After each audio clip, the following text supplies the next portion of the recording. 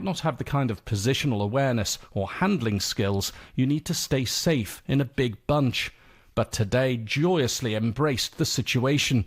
In fact, you could hear him whooping with delight as he swept through the corner next to the town hall. That wouldn't have come as a surprise to anyone who watched the final stage of this year's Tour de France in Paris. Poggi had already secured overall victory, and heavy rain had forced the official end of the race with 50 kilometres to go. But he and a handful of other riders, including his fellow Slovenian Matej Mohoric, still chose to finish with a high-speed, two-wheeled battle up and down the rain-slicked cobbles of Montmartre, partly for the glory of winning the stage, but mostly, it seemed, for fun. In Komenda, Matej reflected on how Slovenia punches far above its weight, not just in cycling, but basketball, skiing, climbing, and many other events. We're a nation of sport. It's just in our DNA, he told me. That's bad news for racing cyclists from other countries, and never mind the future. They've got more than enough to worry about for the present, because not only does Tadej Pogacar win almost every race he enters, he doesn't even turn 27 until later this month. Guy Delorney getting into the spirit of the peloton in Slovenia with our last story for this edition. I'm Pascal Harter, the producer was Polly Hope, and we'll be back next week on From Our Own Correspondent here on the BBC World Service. That was the BBC programme From Our Own Correspondent. I'm Saroja Coelho. Good morning. You are listening to Information Radio here on CBC Radio 1, 89.3 FM, 990 AM in Winnipeg, everywhere on the CBC Listen app and streaming on CBC Manitoba's YouTube channel. I'm Marjorie Dowhouse in for Marcy Marcusa this morning. Well, we are looking at some warmer temperatures again today, but there is the risk of some showers. Currently 20 degrees under a mainly clear sky in Winnipeg. We're going to have more on your forecast coming up. But let's turn now to Heather Wells and a look at what's making headlines this morning. Good morning, Heather. Good morning. Well, St. Teresa Point is in mourning after 4 people were killed in a plane crash. It happened Saturday evening, about 40 kilometers south of that community. Chief Raymond Flett says 2 couples were traveling out by float plane to their hunting grounds. RCMP say the plane crashed on the land before reaching the lake. We'll hear more about that. And at least 1,000 Manitobans ran for cancer research in Assiniboine Park yesterday. It was the 45th anniversary of the Terry Fox Run, and it raised at least $100,000. We'll hear more in our next local news coming up at 6:30. Thank you very much, Heather. Thank you. Heather Wells there with your CBC local news headlines. Well, right now in Winnipeg, it's mainly clear. 20 degrees right now. It feels humid outside. I don't know if you've had a chance to step outside, but it does feel humid out there. Humidex feels like 27. Well, we are looking today at a mix of sun and cloud, but becoming cloudy this afternoon. So some increasing cloud. There is a 60% chance of showers later on this afternoon with the risk of a thunderstorm. Wind southeast at 20, but could gust to 60 near noon. So we're looking at a high of 25 degrees, but another humid day with the Humidex could feel like 32. Tonight again, chance of a shower, risk of a thunderstorm, windy once again, that south wind at times gusting to 50, and looking at a low of 17 degrees. We have plenty coming up here on Information Radio this morning, including this. The Canadian Medical Association says science is under attack and it's putting patients' lives at risk. We'll dig into what's going on and why it matters. You are listening to Information Radio on CBC Radio 1, 89.3 FM, 990 AM in Winnipeg, everywhere on the CBC Listen app. Stay tuned. World Report is next. Today on Q. The actor Barbie Ferreira made the hard decision to leave the hit HBO show Euphoria at the height of its popularity. When you're on a show like that's 9 months long, so I felt like I couldn't explore other things. Barbie will be here to talk about that decision and her new role in the Canadian film Mile End Kicks, about the glory days of Montreal indie rock. Q with Tom Power. This morning at 10, 10:30 in Newfoundland, and on the CBC Listen app, or wherever you get your podcasts. This is World Report. Good morning. I'm Angie Seth. Members of Parliament are returning to the House of Commons today And this time, Conservative leader Pierre Poilievre will be joining them. He has won a seat in Alberta and is ready to square off against Prime Minister Mark Carney in question period. The CBC's Kate McKenna has more on what to expect. Crime is worse, immigration is worse. That is not what Canadians voted for. Conservative leader Pierre Poilievre signaled to his caucus yesterday Prime Minister Mark Carney should not expect an easy ride in the House of Commons. And while he's known for his attack dog style, he left the door open to collaboration on key priorities like affordability, housing, immigration, and the economy. We will oppose things we're against, support things we're for, but we will also propose solutions to the problems Liberals have created. Carney says he wants to work with Conservatives, highlighting his recent success with provincial leaders like Alberta's Danielle Smith, once diametrically opposed to the federal government, now seeing opportunities for partnerships. If we can do it with all the provinces, with the unions, with the private sector, with the innovators, with Canadians, surely the opposition parties can cooperate with us. A focus of this sitting will be Mark Carney's first budget. A substantial deficit means hard choices. Government House Leader Stephen McKinnon suggested cuts are coming. Well, I think Canadians expect their governments to look through the range of government services and programs from time to time, and perhaps even continuously, and to make sure that we're delivering maximum impact for taxpayers' dollars. That budget will be tabled next month. Kate McKenna, CBC News, Ottawa. One of Carney's key priorities is addressing the housing crisis. The Prime Minister says Canada needs to start building with speed and at scale. And now there's a federal housing agency that will oversee new programs aimed at boosting affordable housing. Georgie Smythe brings us the details. We're in a housing crisis, and it's going to take all hands on deck to get us out of it. Build Canada Home starts with a $13 billion investment. Prime Minister Mark Carney says it'll have the power to partner with the private sector, approve construction on public lands, and give funding in the early stages of housing projects.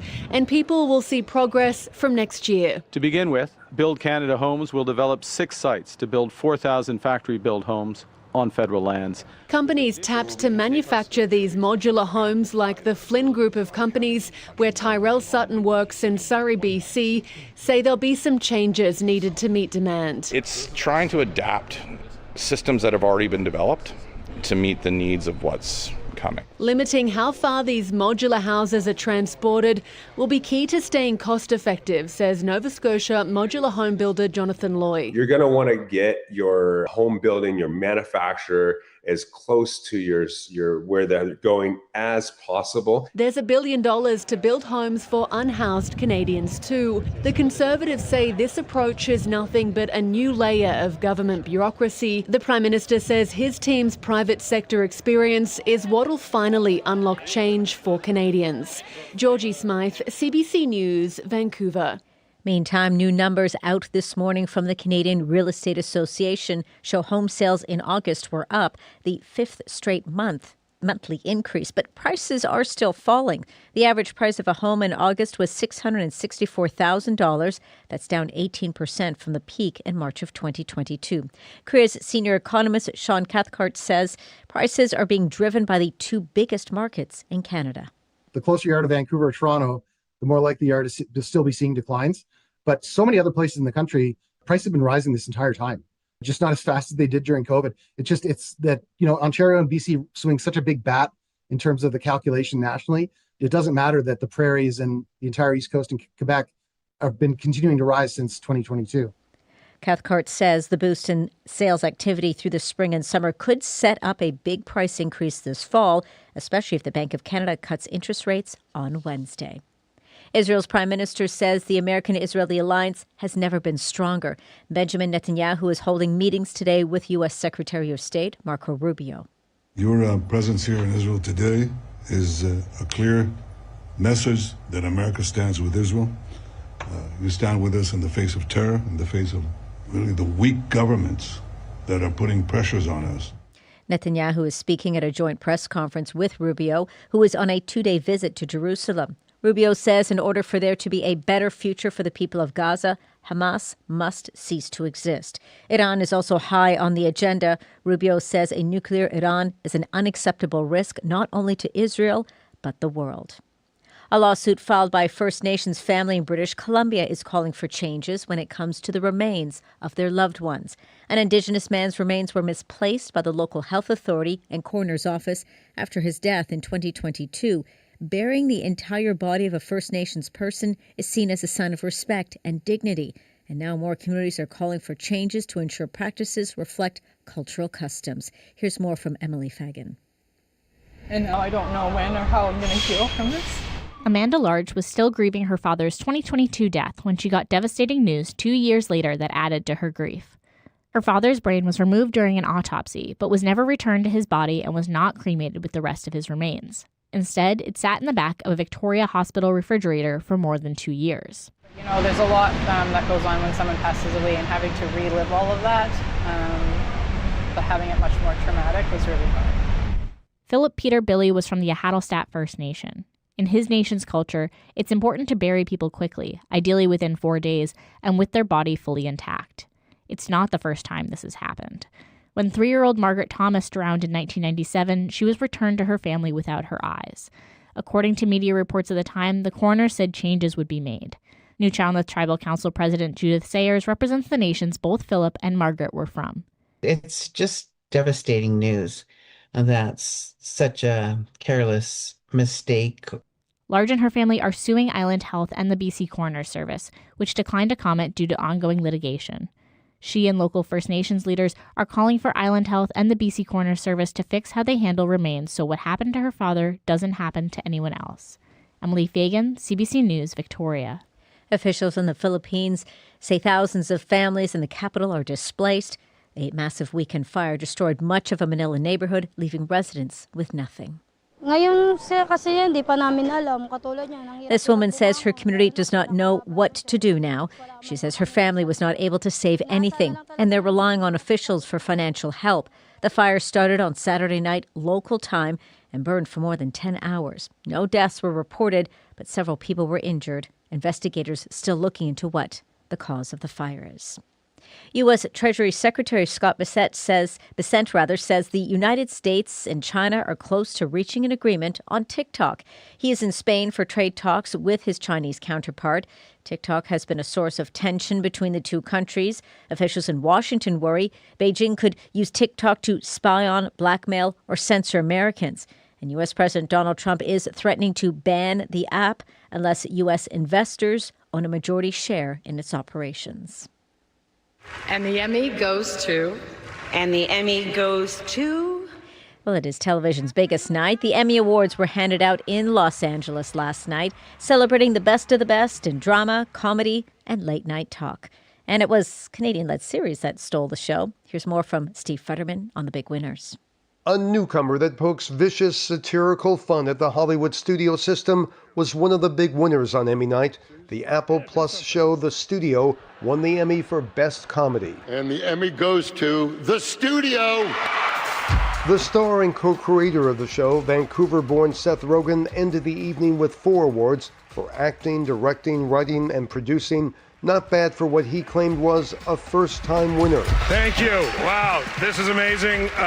I've never won anything in my life. When I was a kid, I bought a used bowling trophy at an estate sale. The medical drama The Pit won Best Dramatic Series, while Adolescence, a 4-part Netflix psychological drama about a 13-year-old boy charged with murder, won Outstanding Limited or Anthology Series. The biggest cheer of the night came when the winner was announced for Outstanding Talk Show. And the Emmy goes to The Late Show with Stephen Colbert. The Stephen Colbert program, which is the top-rated late-night talk show in the U.S., will go off the air next May. CBS, which airs the show, says it all had to do with money. CBS says it's losing millions. But many believe the cancellation was at least partially due to pressure from the Trump administration. Steve Futterman for CBC News, Los Angeles. And that's the latest national and international news from World Report. For news anytime, go to cbcnews.ca. I'm Angie Seth. This is CBC News.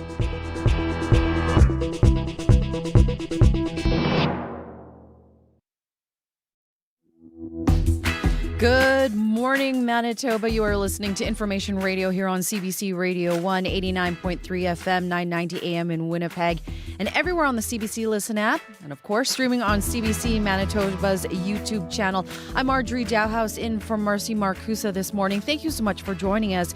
Coming up this hour on the show, a community grieving days after a fatal plane crash claimed 4 lives. The chief of a Northern First Nation says he and others in the community are still coming to grips with the tragedy. We'll hear more about how St. Teresa Point is coping.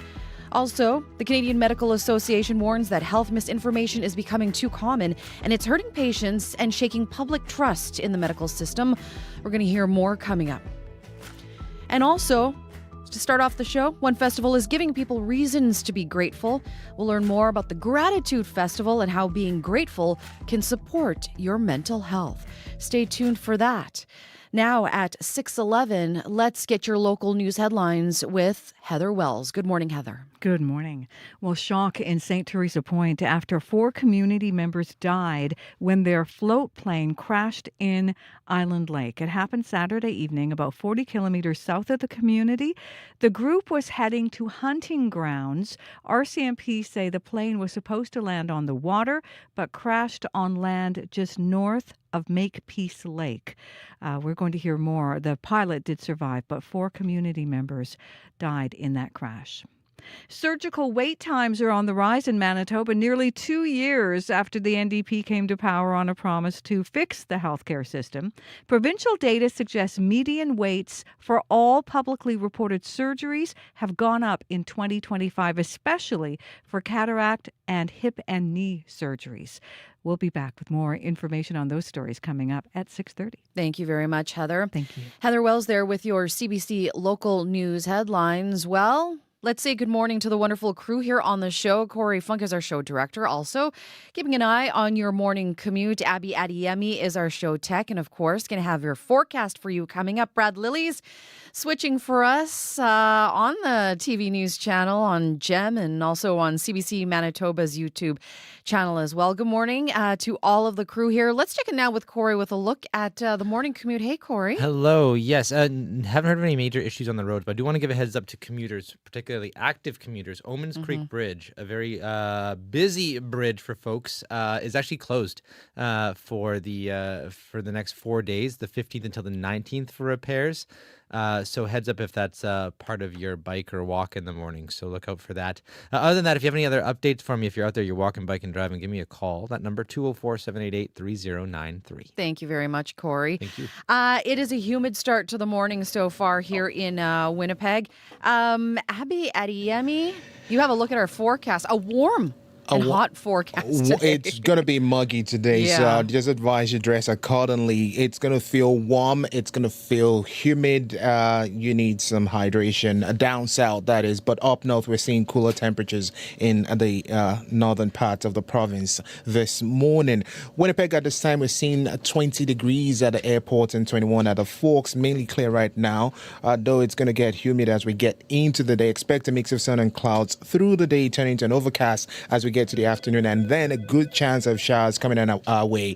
We might feel some thunderstorms also. Temperatures will warm up to around 25. And Marjorie, with the humidity factored in, it's going to be in the range of 32, 33 in some areas. So be prepared for that. In other parts of the southern region, from the Pembina Valley region all the way down to the Interlake region, we're already seeing mid-20s this morning, and some areas seeing 18 degrees. And up north, we have like 18 at the Flin Flon, the Par. Thompson is around 16 at this time, and Churchill is clocking 14, just staying cooler and cloudy up north. But Winnipeg right now, we are seeing 20 at some spots and 21 and clear, reaching a high of 25 and humid.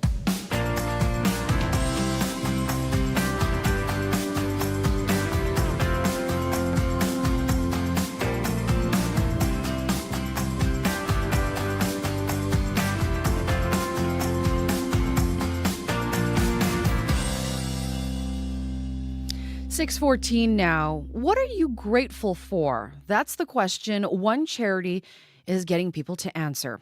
This Friday, the Downtown Y is hosting a gratitude festival.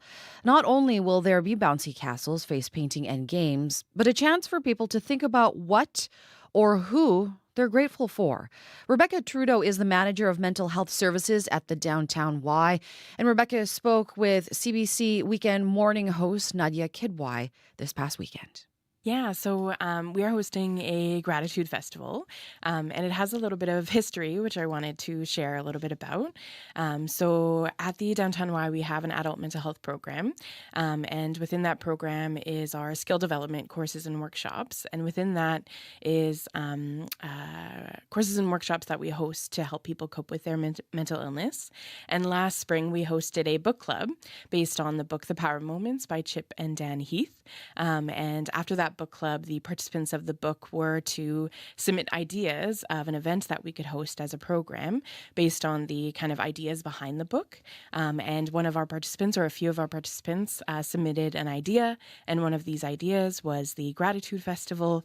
So we will be hosting that next Friday and having lots of events and stations for folks to participate in. I love the story behind this idea, and I love the concept of the Gratitude Festival. So describe what will be happening at the festival. Yeah, so we'll have a couple of different stations for people to participate in. So we have, of course, the Bouncy Castle, which comes out quite a lot at the Downtown Y. We have a couple of fun stations, for example, Characterist, face painting, things like that. We will have a pizza party and things for people to drink and eat. But we also have a few other things that are focused on that gratitude theme. So, for example, we will have a gratitude make and take station, which is where folks will be able to write letters or postcards to people that they're grateful for, as well as maybe create some sort of art-based gift in order to gift the person that they're grateful for something nice. And then we'll also have a Polaroid station where the back end or the background will be a board filled with things that people are grateful for. So all this week at the Downtown Y, at our community board, we've asked the question, what are you grateful for? So people jot that down, put it on the boards. That will be the background. And then people will be able to get a Polaroid taken with what they're grateful for as well. And so have people already been posting what they're grateful for? They have already been posting, Tell me about some of the things that you're seeing up on that wall there. Yeah, so I think a lot of it is focused on things like family. Some folks have written the Downtown Y, a functioning body, for example, good food, very specific types of food, Thai food, Indian food, things like that, things that make you really feel alive. And they're really simple things, I would say. Tell me about that kind of this group that you worked with and the impact of, for example, the message from that book club that kind of really resonated with your group. Yeah, so about the group, so they're a group of adult participants within the mental health program. I would say that they are more long-standing members of our mental health program. And actually where a part of this came from was last spring we also hosted mental health first aid for some of our participants for them to be able to help others within our program to support them in their mental well-being. And what I came to realize was that they were kind of wanting more. They were wanting a 2.0, and they were wanting to come into this role of being helpers, right, and be involved in the community. So I said, let's take it to the next level other than just the skill development learning for themselves individually. Let's have them in that role of helper. So they are a group of about 6 participants that are planning this event. And what they learn from the book, there's 4 components from the Power of Moments. There's insight, pride, connection, and elevation. Are kind of the learnings behind the book. And there's actually a really fun story in there about a hotel in Los Angeles that does the popsicle hotline. Okay. And basically behind that is people are able to pick up a phone at this hotel and then order a popsicle. And then this hotel staff comes out with a tray and white gloves and brings you the type of popsicle that you would like. Yeah. And basically that story, among the other learnings from the book, was that you need to create moments. I think oftentimes we are like waiting for these magical moments to happen. But what we learned from the book is that you need to create them, right? We need to create these moments of gratitude. I also think that gratitude is a theme and has come up as a theme because it can be really helpful for a coping skill when it comes to managing your mental well-being. There's been some research around it, and low levels of gratitude practice are similar to a low level dose of antidepressant, for example. We really need to kind of combat that negativity bias that we all have of like scanning the world for all the bad things that are happening, which obviously we are not short of. And it's really about, and what they've learned this is really about, is about creating those moments of community and connection and learning, and really just taking the opportunity next week to like have fun and be nostalgic, and enjoy each other's time. The group that you work with, what are some of the issues that they struggle with when it comes to mental health? So I would say predominantly anxiety and depression, I would say. Other diagnoses as well, for example, perhaps bipolar disorder. Some folks experience borderline personality disorder. And most folks do come from a history of trauma. And when you have that sort of history, that negativity bias, again, is probably increased tenfold in comparison, perhaps to folks that don't experience mental illness. Their ability to practice gratitude or host an event like this, I think, is really hoping to kind of progress their belief in themselves, because they're such a wonderful group of participants. I love that they're even open to an idea, let alone helping to organize this festival. Right. It's actually really wonderful. We have been having conversations along the way because I know that they may be feeling afraid, right, of taking something like this on. And what I've kind of communicated to them is like, we're going to be there for you all throughout the way. We're going to make sure that, if there's anxiety, we're going to take a moment.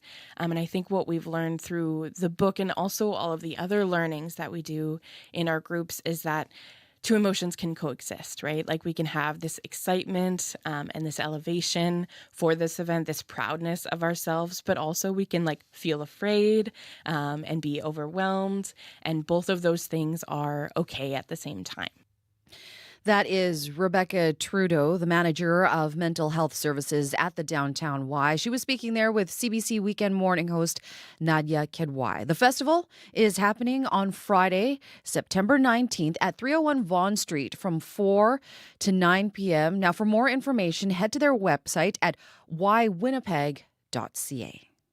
The Polaris Music Prize. 10 outstanding Canadian artists, 10 amazing albums. And new this year, 5 nominees for the SOCAN Polaris Song Prize. Join us for the 2025 Polaris Music Prize concert and award ceremony live from Massey Hall in Toronto. Featuring performances by the shortlisted artists, including PB Club, Nemesis, Ribbon Skirt, Eve Jarvis, and more. Tuesday at 8 p.m. Eastern. Join the live stream at cbcmusic.ca/Polaris.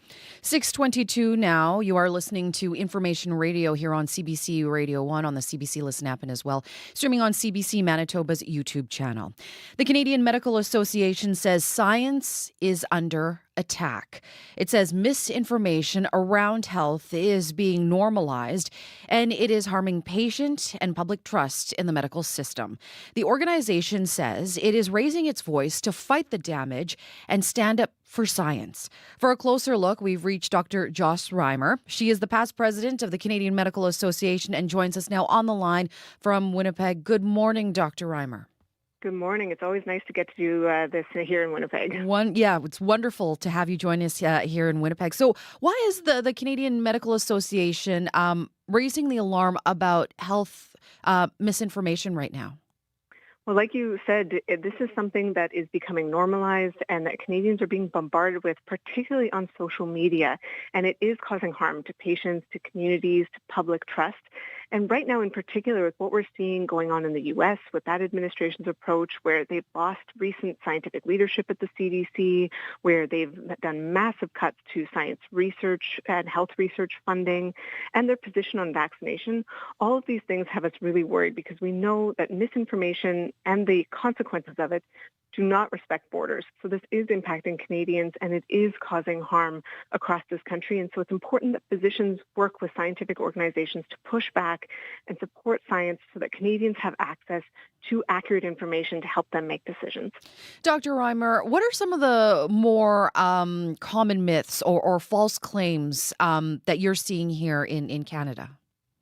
Yeah, that's a great question because there's so many and they change so rapidly. It's easy to spread lies. It's easy to change that up because you don't have to do any background reading. You don't have to verify anything. And so people do change that and make new lies that come up all the time. That said, some of the things I've seen recently is the lie about sunscreen causing cancer, when in fact it's one of the best ways we can prevent cancer, or the ongoing misinformation about vaccines. They don't cause autism. They don't cause turbo cancer because turbo cancer doesn't even exist. And yet these lies continue to spread and cause fear of vaccines. And then I also see a lot of nutrition misinformation, whether it's vilifying certain things like saying that seed oils are toxic when they're not, or trying to convince people to double or triple their protein intake more than what the recommendations are. These things spread as well because they go very well with people who are selling supplements or selling different diet programs. So there's an incentive to spread misinformation around nutrition.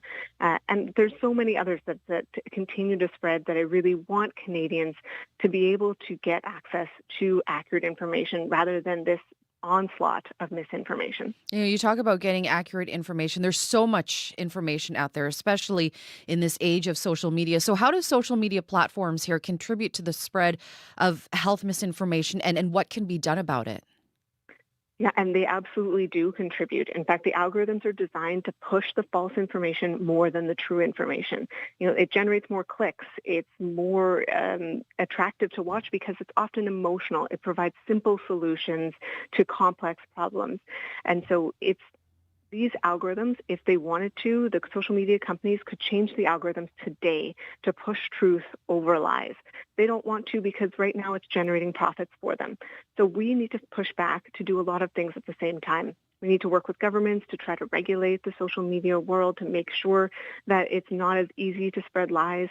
But we also need to make sure Canadians have access to trusted sources of information, whether that's the Health Canada website, Public Health Agency of Canada, Diabetes Canada, or the Society of Obstetricians and Gynecologists. When people are looking for information, those sources need to be there.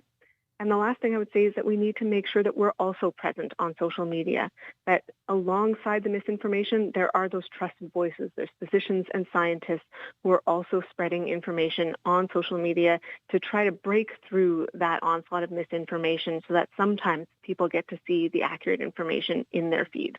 The Canadian Medical Association, the CMA, says that science is under attack. How is health misinformation affecting trust in doctors and in medical research?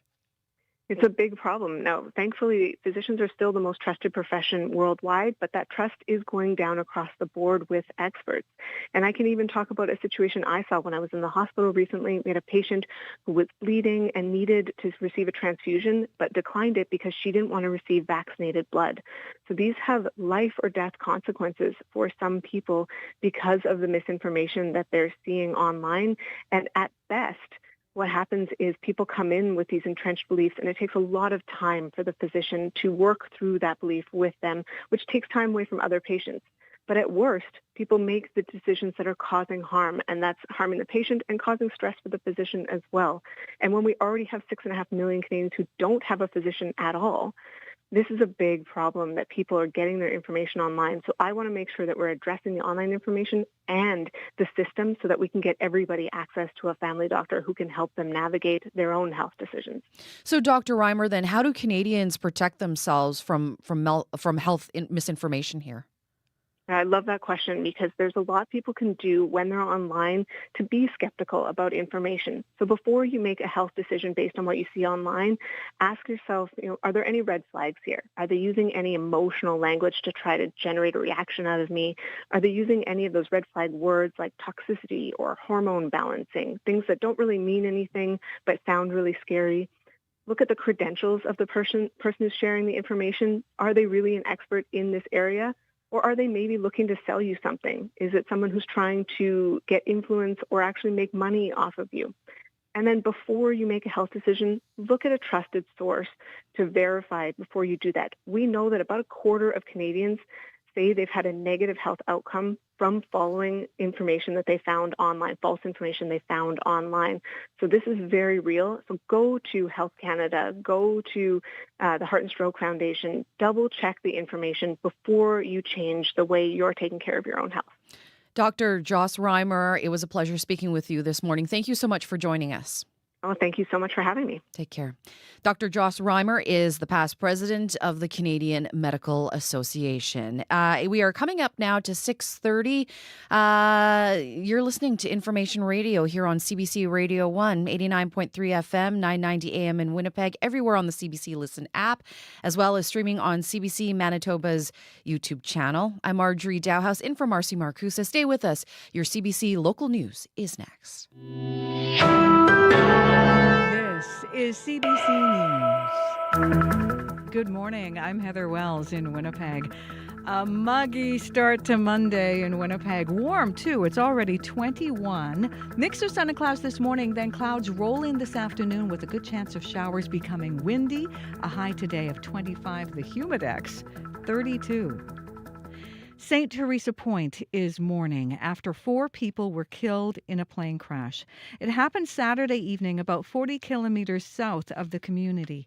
Chief Raymond Flett says 2 couples were traveling out by float plane to their hunting grounds on Makepeace Lake. RCMP say that plane crashed on land before reaching the lake. 2 men, 53 and 49 years old, and 2 50-year-old women all died at the scene. Flett says he was close with them and their children. I said before, we're still in shock, a lot of us. It's devastating. It's a lot of painful situation. The 20-year-old pilot suffered serious but not life-threatening injuries. The Transportation Safety Board of Canada is investigating. And Flett says the Premier, the AMC Grand Chief, and MP Rebecca Chartrand have all offered their support. And you can hear more on this story right here on Information Radio in the next half hour. Surgical wait times are on the rise in Manitoba, nearly 2 years after the MDP came to power on a promise to fix the healthcare system.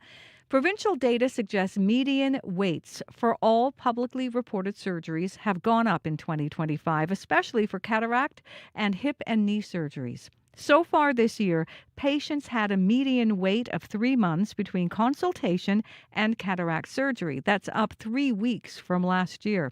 Stacey Terry has early onset cataracts and needs surgery in both eyes. In April, she was told the wait would be about 5 months, but now she's being told it will be at least another 3. It's just frustrating to know that there's this quick thing you need that would make such a difference in your life.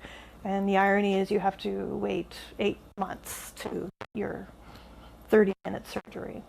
Shared Health says it is prioritizing patients who have waited longest, part of why some waits have increased. It says it has boosted the annual number of cataract, hip, knee, and spinal surgeries. Canadian MPs are back in Ottawa as the House of Commons reconvenes. It will be the first time Conservative leader Pierre Poilievre will face Prime Minister Mark Carney in question period.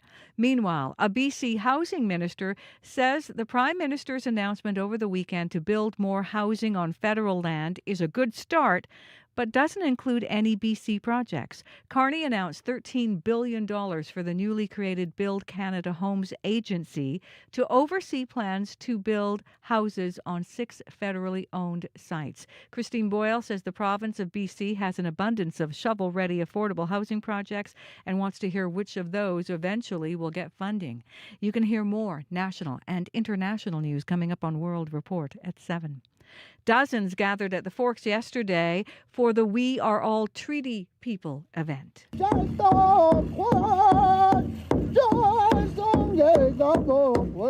This year marks 150 years since Treaty 5 was signed, which covers part of northern Manitoba. The treaty also covers land where Manitoba's hydroelectricity is sourced.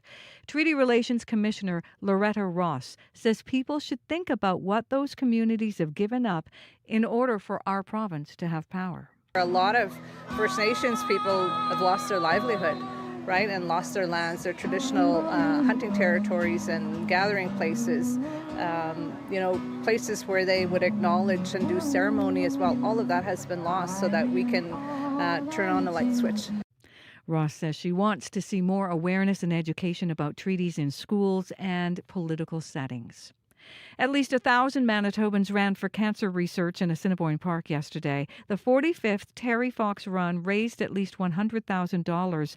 Sachin Katyal is a researcher at Cancer Care and one of the Terry Fox Center of Hope researchers. He says seeing the runners fuels the work. Not only is there a financial means to continue our research, but there's an emotional means. You know, it keeps us going. We stay inspired to stay focused on finding the next greatest treatment or cure or a way to detect cancer or prevent cancer. This year's theme was Finish It, a reminder to carry forward Terry's dream of a world without cancer. And at this year's Emmy Awards last night in Los Angeles, British actor Owen Cooper became the youngest male winner at the age of 15, being crowned Best Lead Actor for his role in the TV series Adolescence. Standing up here is just, wow, it's just so surreal. Honestly, when I started these drama classes a couple of years back, I didn't expect to be even in the United States, never mind here. But I think tonight proves that if you listen and you focus and you step out your comfort zone, you can achieve anything in life. Wise words from a teenager. Seth Rogen, co-creator of Apple TV's The Studio, has also won awards in the comedy series category. You can find more on who won, who lost at cbc.ca, and you can find more Manitoba news at cbc.ca/Manitoba. Thank you very much, Heather. I want to ask you before you go, have you watched any of the programs that won Emmys or were nominated? Yeah, I've seen some of them. Not all, though. There's so many great shows out. Yeah.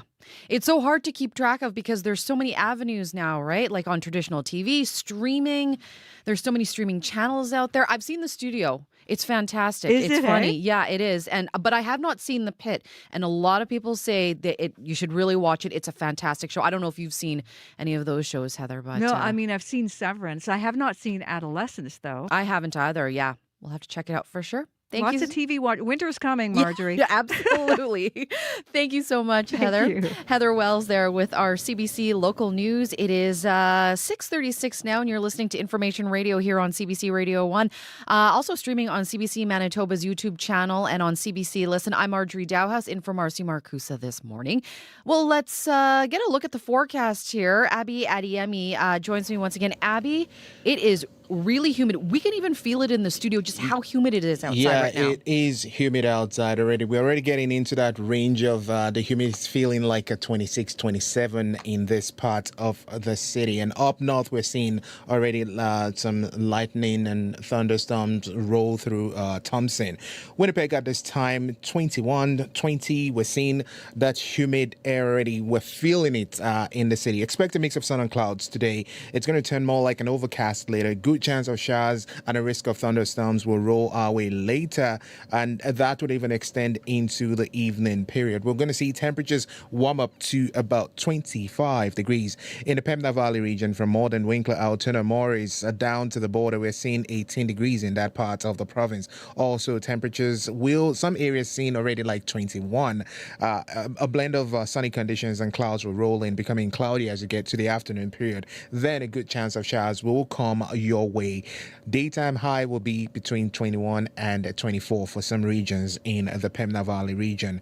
Heading to the Westman region, Brandon is seeing 17 degrees right now. Most regions in the Westman region, they're around 18, 19, mostly cloudy there. Showers and thunderstorms also likely to develop later in the afternoon. The winds will stay mild from the southeast, becoming pronounced as the cloud builds, and temperatures warms up to around 20, 21 for that region. In the Parkland region, Dauphin, Robin, Russell, down to the Riding Mountain area, we're looking at temperatures hovering 18, 19. And we're seeing misty conditions there, so if you're on the road, look out for wildlife.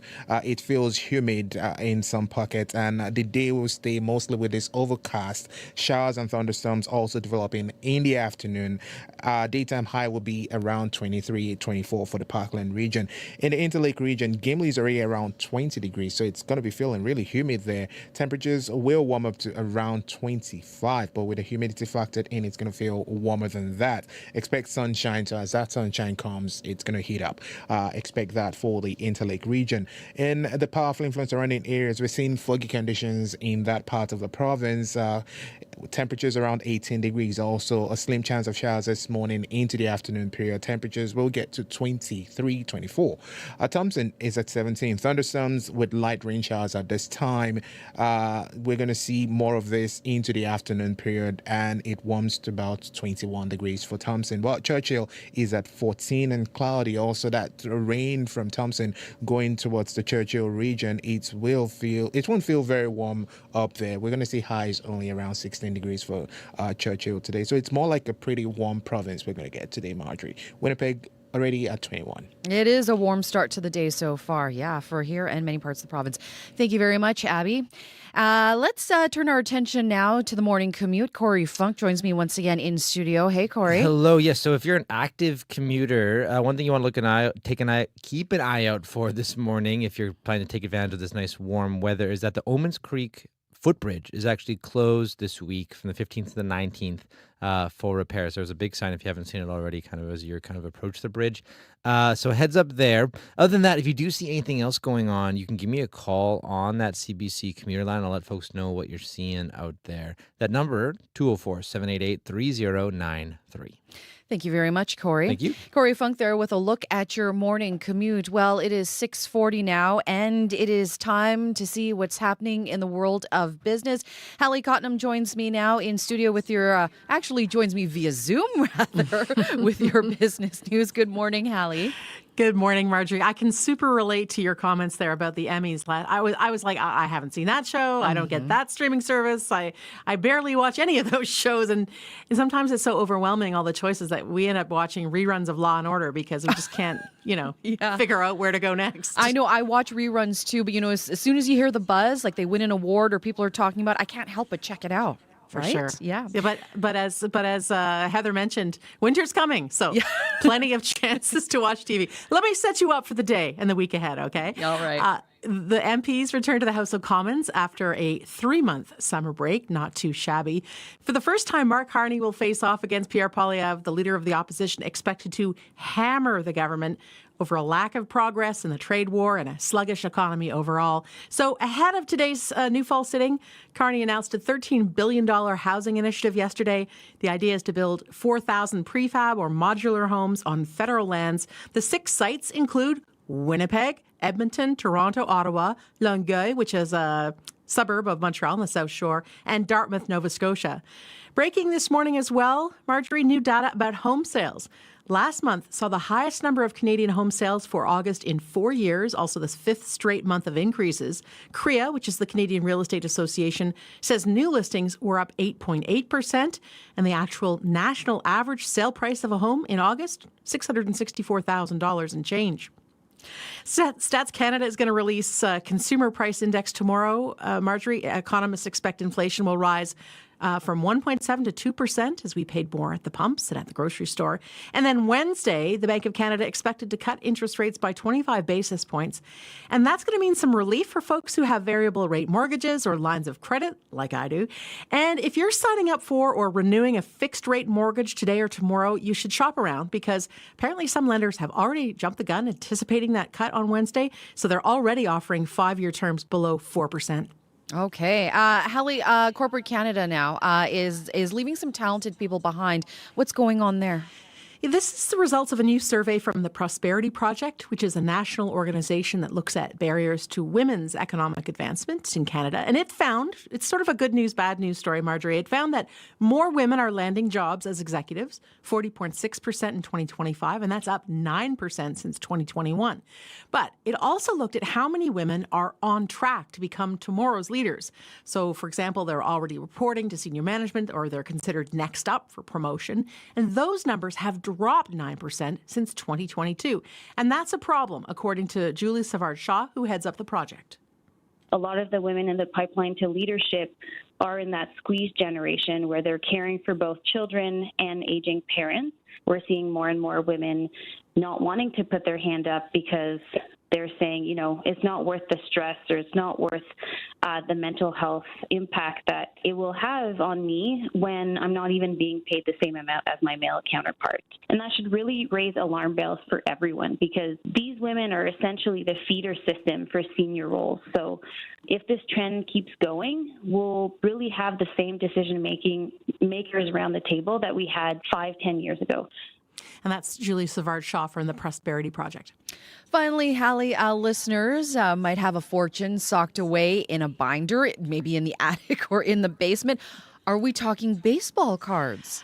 Well, maybe if you happen to have a 1952 Topps Mickey Mantle, one sold for $12.6 million. But it turns out that Pokemon cards might be a better bet, or at least a more likely one. They have seen a cumulative rate of return of more than 3,000% since 2004. Now, this is according to Card Ladder, which is an online platform that tracks trading card values. So compare that to the S&P 500 that climbed a mere 480% over that time. Marjorie, you can understand Pokemon cards have at least one advantage over baseball cards. The characters on them don't get into betting scandals or sex scandals that affect their value. But let me give you a few examples of these cards. The Pikachu Illustrator sold for more than $5 million, although it is extremely rare, so you might not have that one stuffed under your mattress. But a first edition 1999 Shadowless Charizard is worth $420,000. A holographic Logia from the second generation of Pokemon cards is also worth hunting for, I think. A first edition selling for over $144,000. So yeah, check out those binders in your parents' attic or basement. Check out those shoe boxes underneath your own bed. And I feel like this morning a lot of parents are going to be going through their children's cards, right? Trying to find any of those Pokemon cards. Wow. I just wish I hadn't tossed out the raggedy ones that would pile up in the car, and I would just toss them. Yeah. Thank you so much, Hallie. Thanks, Marjorie. Hallie Cottenham there with your CBC Business News.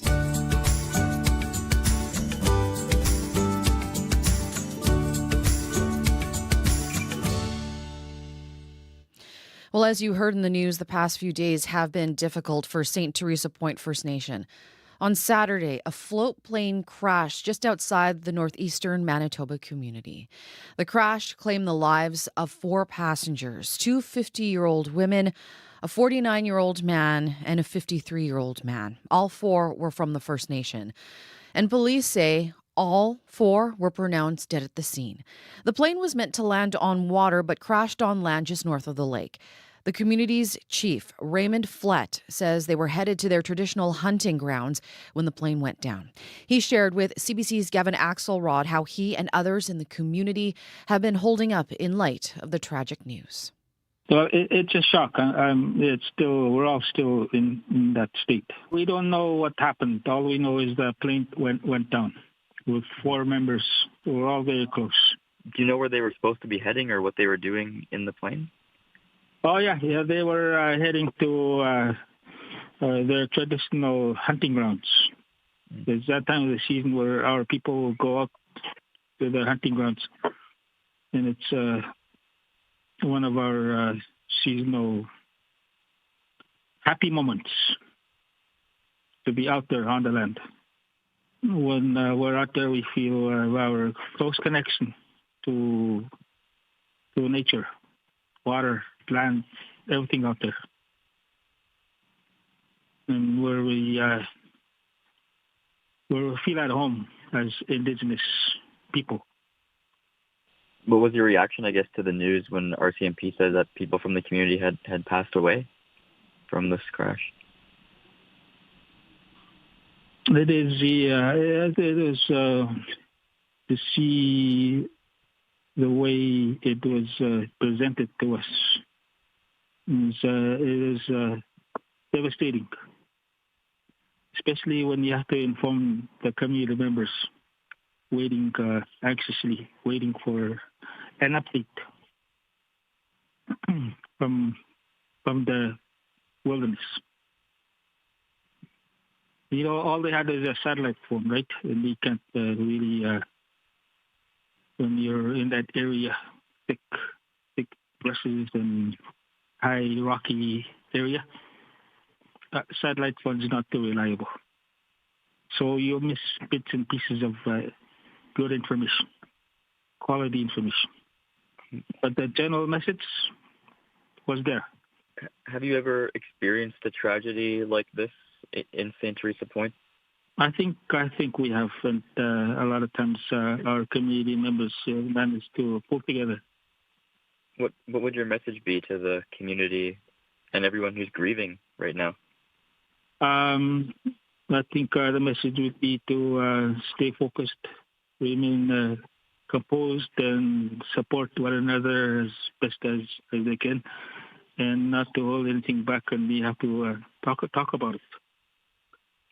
What's kind of been going through your head today as you sort of grapple with the weight of this tragedy? I'm just trying to find a way to console and comfort the families, especially the children that were left behind. That was St. Teresa Point First Nation Chief Raymond Flett. Police say the pilot, a 20-year-old man, suffered serious but non-life-threatening injuries. The Transportation Safety Board of Canada confirmed to CBC News that it is investigating the crash. Police are also still investigating, according to an RCMP news release. Breaking tonight. Every day.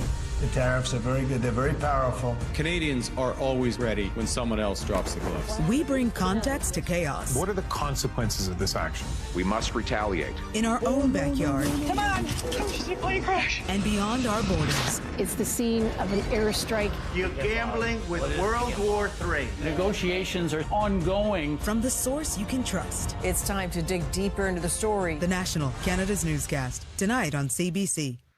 10 minutes now to 7 o'clock. You're listening to Information Radio here on CBC Radio 1. Right now in Winnipeg, it is a warm and humid start to the day. Partly cloudy right now at the airport, 20 degrees.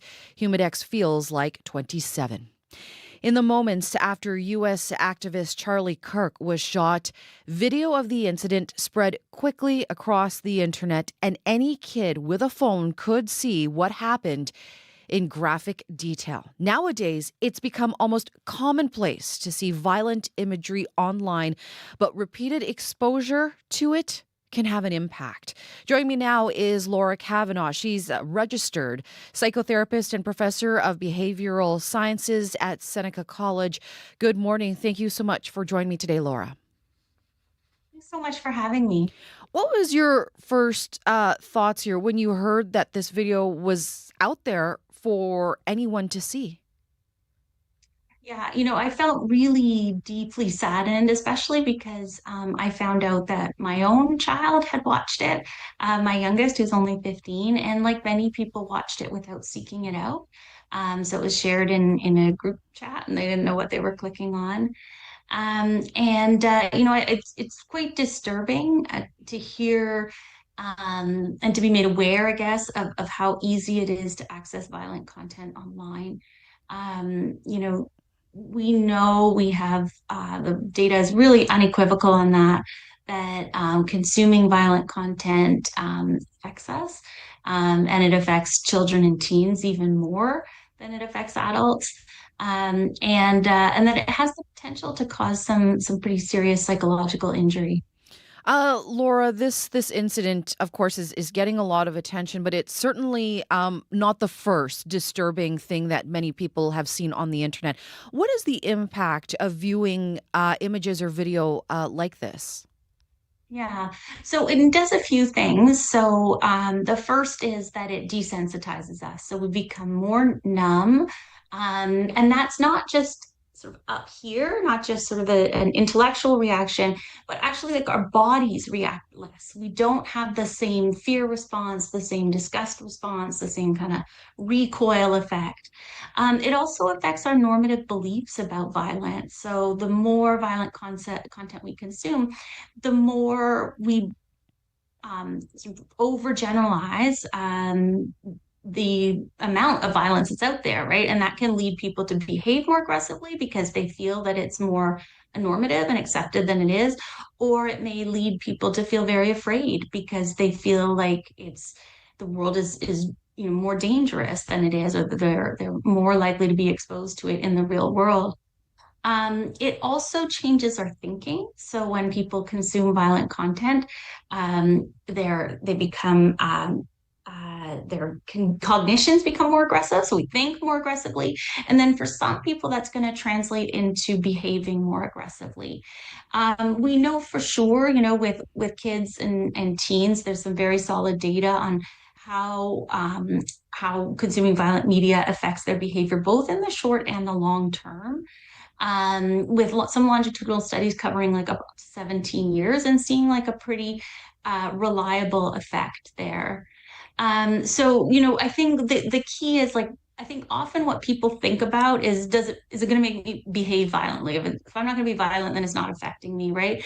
But like when we talk about trauma or vicarious trauma, it often doesn't, it sort of depends on your personality, how it manifests. Like it may make you more hostile or irritable, but it may make you feel hopeless or cynical, may make you want to withdraw. It may lead you to self-medicate more. It may lead you to be unable to enjoy activities you used to enjoy. So for all of us, it affects us, and especially when we're engaging with it in a really passive way, different than say, a detective solving a crime. So, Laura, I mean, some social media sites, they did attempt to take this video down, but it's still widely available. And some people, as you said, didn't mean to see it, and it just may have come up in their social media feeds. From your perspective as a mental health expert, then, what needs to be done to address this problem? Yeah, it's our mental health is sort of a shared responsibility between ourselves and society or mental health practitioner. I do appreciate that there's some effort being made by social media sites to not just address this video, but to kind of address violent content in general.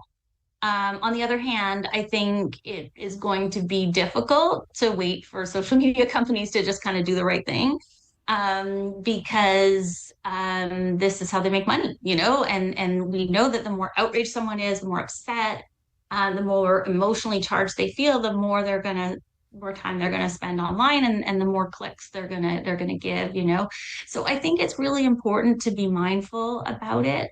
To really think of this as, if as I consume this causes some kind of injury, and I need to think about what the antidote to that is, I think it's also important to do what we can to kind of manipulate our own feeds, to seek out positive content, because that will kind of get amplified back to you, based on your algorithm.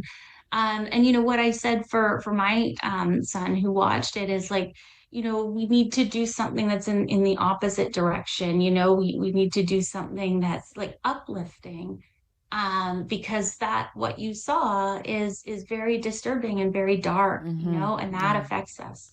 Laura, I really do appreciate you joining us on the show today. Thank you so much for your time. Thanks so much for having me. Laura Kavanaugh is a registered psychotherapist and professor of behavioral sciences at Seneca College. It is 6:57 now. Let's check in with Heather Wells and a look at your morning headlines. Good morning, Heather. Good morning. Well, surgical wait times are on the rise in Manitoba nearly 2 years after the NDP came to power on a promise to fix the healthcare system. Provincial data suggests median waits for all publicly reported surgeries have risen in 2025, especially for cataract and hip and knee surgeries. So far this year, patients have had a median wait of 3 months between consultation and cataract surgery. That is up 3 weeks from last year. And at least 1,000 Manitobans were out in Assiniboine Park yesterday running for cancer research. It was the 45th annual Terry Fox Run. It raised at least $100,000. We'll hear more in our next local news coming up at 7:30. Thank you very much, Heather. CBC's Heather Wells with a look at your morning headlines. Well, right now in Winnipeg, it is 20 degrees, partly cloudy, humid start to the day, 27. We're looking at some wet conditions, possibly some activity here in Winnipeg today. Looking at a high of 25, increasing cloud throughout the day. Chance of showers, risk of a thunderstorm. 17 degrees tonight again with the chance of rain and risk of a thunderstorm once again. Well, still ahead here on the show. If you are a cancer survivor, you know that chronic pain doesn't end once treatment does. Now, a Winnipeg researcher wants to know more about the long-standing side effects caused by cancer treatments. We're going to hear more coming up at around 7:10. You're listening to Information Radio here on CBC Radio 189.3 FM, 990 AM in Winnipeg. Everywhere on the CBC Listen app and streaming on CBC Manitoba's YouTube channel. I'm Marjorie Dowhouse in for Marcy Marcusa. Thank you so much for joining us. Stay tuned here to CBC Radio 1. Coming up next here, World Report.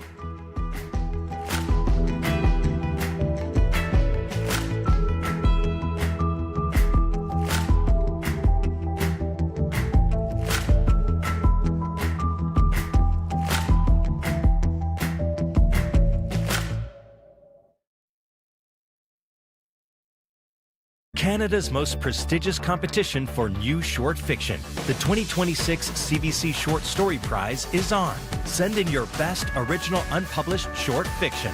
Up for grabs, cash prizes from the Canada Council for the Arts, a 2-week writing residency at the Banff Centre for Arts and Creativity, and your work published on CBC Books. Contest closes November 1st. For rules and more, go to cbcbooks.ca. This is World Report. Good morning. I'm Angie Seth. Summer is over for Canada's politicians, and it is back to work on Parliament Hill. MPs return to the House of Commons today, including Conservative leader Pierre Poilievre. He's promising to hold the government to account as Prime Minister Mark Carney pushes ahead with his priorities. Let's bring in Janice McGregor from our Parliamentary Bureau. Janice, looks like a busy few months ahead for the government. What's in store? Angie, Mark Carney continues to promise that his government will be working at speed, but legislating at speed can be very difficult when you don't have a majority in the Commons. The House didn't pass very much in the few weeks that it sat before summer break, and when it resumes this morning, it's going to return to debating a bill with a deadline from last June. C3, which would restore Canadian citizenship to so-called lost Canadians following a court ruling that found the current rules unconstitutional. The government's only got until November to change them. But the main focus of this fall sitting, something else the Liberals didn't get done last spring, a budget. While the Prime Minister has signaled austerity measures are coming, he's also spent the last few weeks laying out big ambitions for his new major projects office, his new housing agency, pledging a defence industrial strategy. Reporters pressed him yesterday to define just how big that federal deficit's now looking. Substantial means that it'll be bigger than it was last year. This week could also see the government introduce the first of several criminal justice bills. We're expecting this.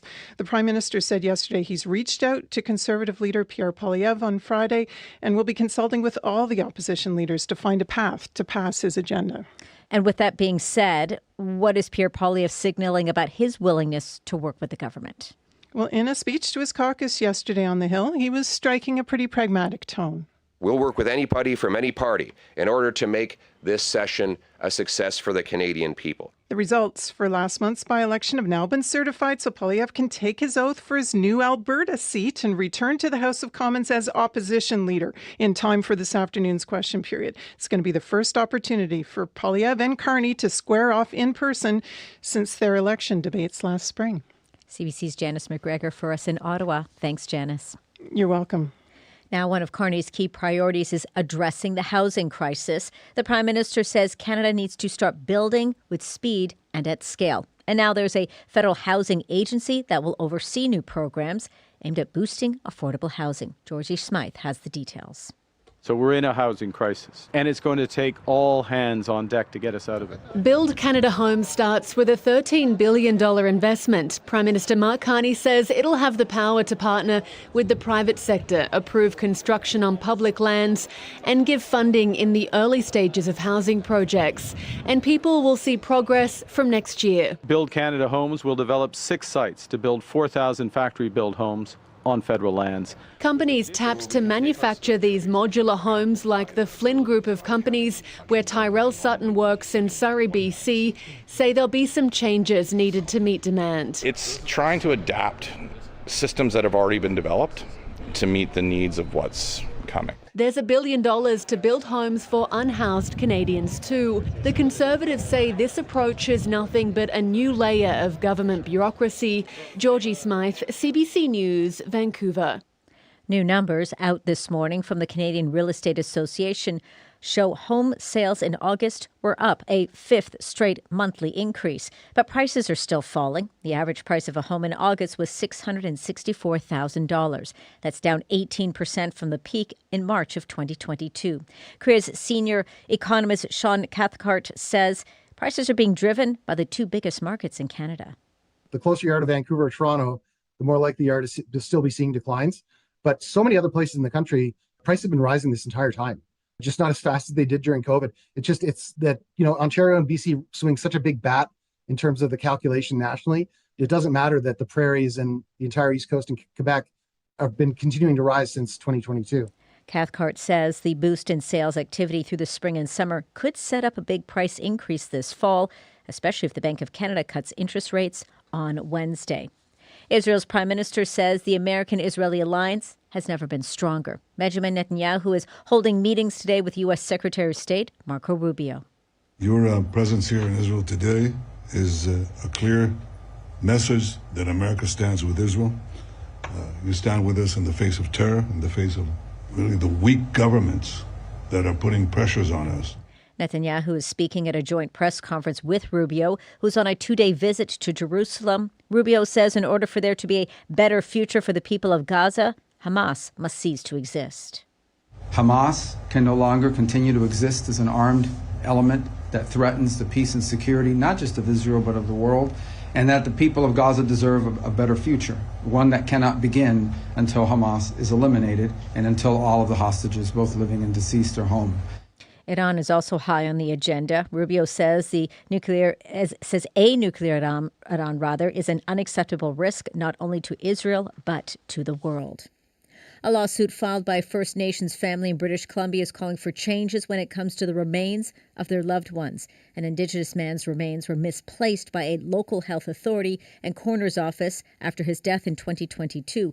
Burying the entire body of a First Nations person is seen as a sign of respect and dignity, and now more communities are calling for changes to ensure practices reflect cultural customs.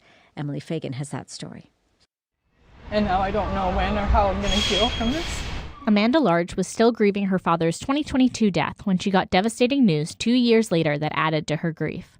Her father's brain was removed during an autopsy, but was never returned to his body and was not cremated with the rest of his remains. Instead, it sat in the back of a Victoria Hospital refrigerator for more than 2 years. There's a lot that goes on when someone passes away, and having to relive all of that, but having it much more traumatic was really hard. Philip Peter Billy was from the Ahattlestat First Nation.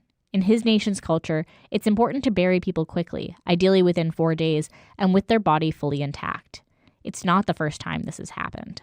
When 3-year-old Margaret Thomas drowned in 1997, she was returned to her family without her eyes. According to media reports at the time, the coroner said changes would be made. Newfoundland Tribal Council President Judith Sayers represents the nations both Philip and Margaret were from. It's just devastating news. That's such a careless mistake. Large and her family are suing Island Health and the BC Coroner's Service, which declined to comment due to ongoing litigation.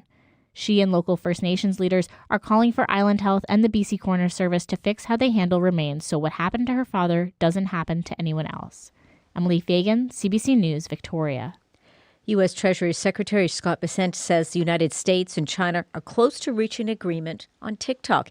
He is in Spain for trade talks with his Chinese counterpart. TikTok has been a source of tension between the two countries. Officials in Washington worry Beijing could use TikTok to spy on, blackmail, or censor Americans. And U.S. President Donald Trump is threatening to ban the app unless U.S. investors own a majority share in its operations. And the Emmy goes to... And the Emmy goes to...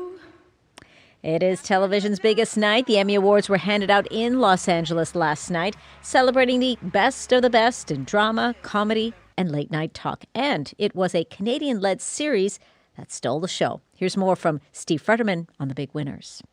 A newcomer that pokes vicious, satirical fun at the Hollywood studio system was one of the big winners on Emmy night. The Apple Plus show The Studio won the Emmy for Best Comedy. And the Emmy goes to The Studio. The star and co-creator of the show, Vancouver-born Seth Rogen, ended the evening with 4 awards for acting, directing, writing, and producing. Not bad for what he claimed was a first-time winner. Thank you. Wow, this is amazing. I've never won anything in my life. When I was a kid, I bought a used bowling trophy at an estate sale. The medical drama The Pit won Best Dramatic Series, while Adolescence, a 4-part Netflix psychological drama about a 13-year-old boy charged with murder, won Outstanding Limited or Anthology Series. The biggest cheer of the night came when the winner was announced for Outstanding Talk Show. And the Emmy goes to The Late Show with Stephen Colbert. The Stephen Colbert program, which is the top-rated late-night talk show in the U.S., will go off the air next May. CBS, which airs the show, says it all had to do with money. CBS says it's losing millions. But many believe the cancellation was at least partially due to pressure from the Trump administration. Steve Futterman for CBC News, Los Angeles. And that's the latest national and international news from World Report. For news anytime, go to cbcnews.ca. I'm Angie Seth. This is CBC News.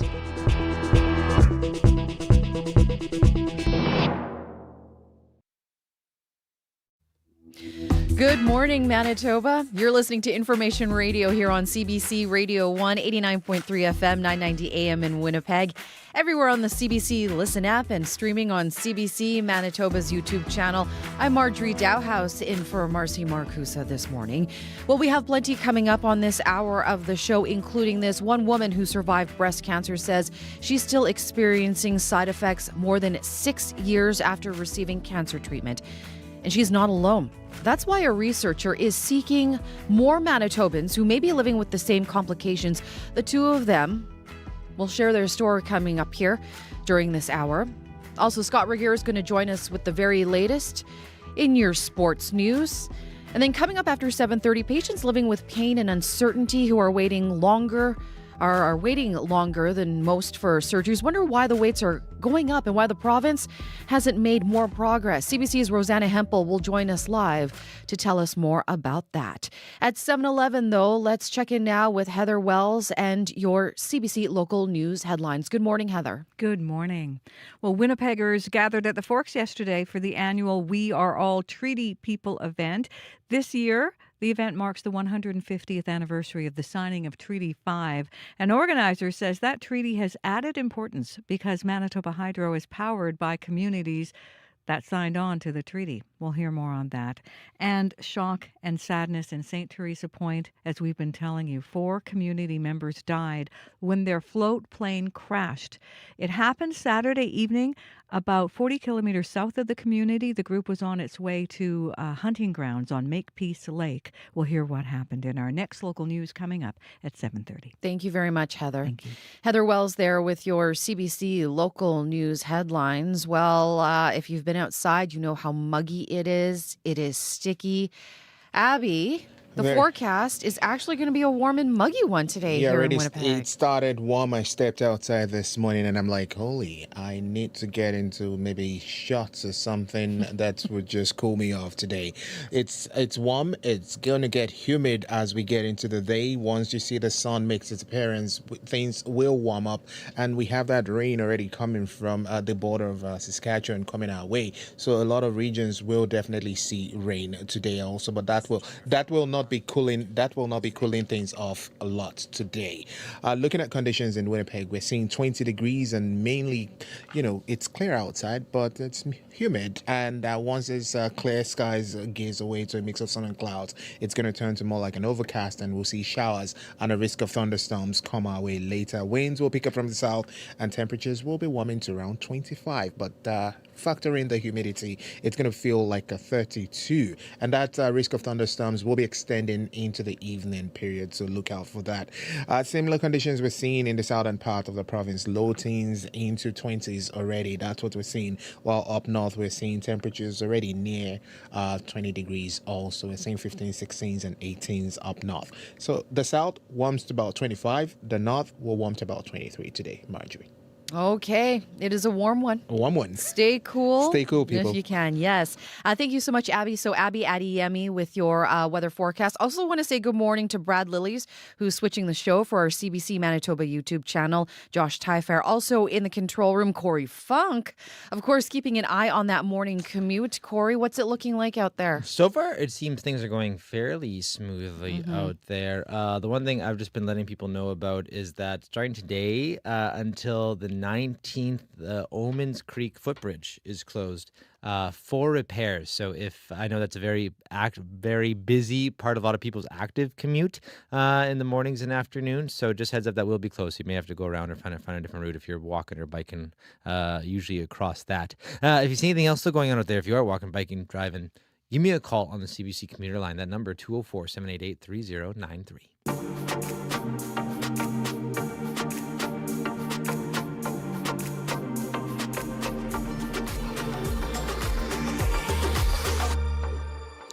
7:14 now. In 2025, there are more Canadians surviving cancer than ever before. But one thing we don't often hear about are the long-standing side effects of treatment. That can include things like lack of strength in some muscles, low physical functioning, and loss of range of motion. Sandra Dudich, who was diagnosed with breast cancer 15 years ago, knows about that all too well. But cancer rehabilitation has helped her get back to herself over the last 6 years, and she credits Denise Draycluft for that progress. Denise is a physiotherapist and master's student at the College of Rehabilitation Sciences at the University of Manitoba, and she's currently conducting a survey to better help Manitobans like Sandra who suffer from post-cancer treatment side effects. CBC's Marcy Marcusa spoke to them. So, Sandra, I want to lean into your story a bit. I mean, when you completed your cancer treatments more than 5 years ago, what were you told about the long-standing side effects that could happen? Well, you're told that some cancer patients will have side effects. They don't get into a lot of details other than to kind of watch for some changes in your body, and they can be fairly soon after treatment ends, or they could be prolonged. And in my case, my complications were many years later, and I didn't really know I had them until I had the great fortune of coming into Denise's care. And she was the one who diagnosed what all had happened to me through cancer treatment. So years later, I described a bit of this, loss of range of motion can happen, strength in muscles. What did it feel like for you? What did you think was going on, Sandra? Well, I really didn't know. I just knew that my body didn't work the same as it had before cancer treatment. And you know that that can happen because you're told, you will not necessarily be the way you were before cancer came along. What did that look like? I had quite a bit of restricted function in my right side. I'd had a mastectomy, so my pectoral muscles were cut on the right side. I lost strength, I lost range of motion, I lost flexibility. Some of it was from the mastectomy. Other parts of it were from the radiation. And it was further compounded. As a child, I'd had spinal fusion in the middle of my back. Okay. And I'm right-handed, so everything kind of mechanically wasn't working the way I would have liked to. So I would say I was living, but I wasn't thriving. And how much time had passed, if I may interject, when you were feeling this? Yeah. Well, I'm 15 years out, so my treatment ended formally after 2 years. So that time from 2 years on until I met Denise 6 years ago. So I would say 7 years, roughly. So Denise, you studied the functional impacts of cancer treatments on the body. What did you learn, and how does rehab help for people? Well, what we know for sure is that, more and more people now are living with and beyond their cancer diagnosis. And a lot of the treatments do cause multiple and overlapping side effects. There was a Canadian study done several years back that did find 87% of people continue to experience lasting physical impacts from cancer treatments several years out. There's not been any studies done specifically in Manitoba. So what we are looking at is trying to determine what unmet needs exist in Manitoba, so that we can hopefully work to start to improve accessibility and awareness, and hopefully prevent kind of unnecessary disability and loss of function that could be helped with physical rehab. We know that cancer rehab can be quite helpful for a lot of the side effects, but there's just a big gap right now in awareness and in accessibility care. So a lot of barriers. There's also a financial barrier. I understand, Sandra, that these services are only offered privately. So how much are they costing you, if I may ask? Well, it depends on how frequently you go. It depends how severe your symptoms are that need addressing. So in my case, Denise diagnosed me with a few complications as a result of treatment. And so she's treating the physical function and the ability to get me stronger and feeling better. But with her help, she's also diagnosed me with lymphedema, which is a condition where your lymphatic system is pooling excess fluid, and it causes you some pain and discomfort and lack of function somewhat. And I have that right in my arm and in my torso. So that's also an additional treatment cost to me from a different therapist, as well as compression garments that I have to wear that are also privately paid for. Okay, got So it. we're talking in the range of, in my case, it's many hundreds of dollars a year to into the low thousands, depending on what all I need at any given time to help me function. What would your quality of life be like if you hadn't, connected with Denise? I would say it would have been quite poor. I mean, with her help, I've gained strength, I've gained function, I've gained mobility. My lymphedema is in check. And I better understand how to work with my limitations. Denise will be my lifelong cancer physio because I'm dealing with these complications the rest of my life. But together, we've worked to create a rehab program that keeps me well and keeps me functioning. And I owe the world to her, because I wouldn't be able to do nearly the things I can do now if it wasn't for her help. We appreciate you sharing your personal story with us, Sandra. My last question is going to go to Denise, because you are doing this survey. It's the first in Manitoba.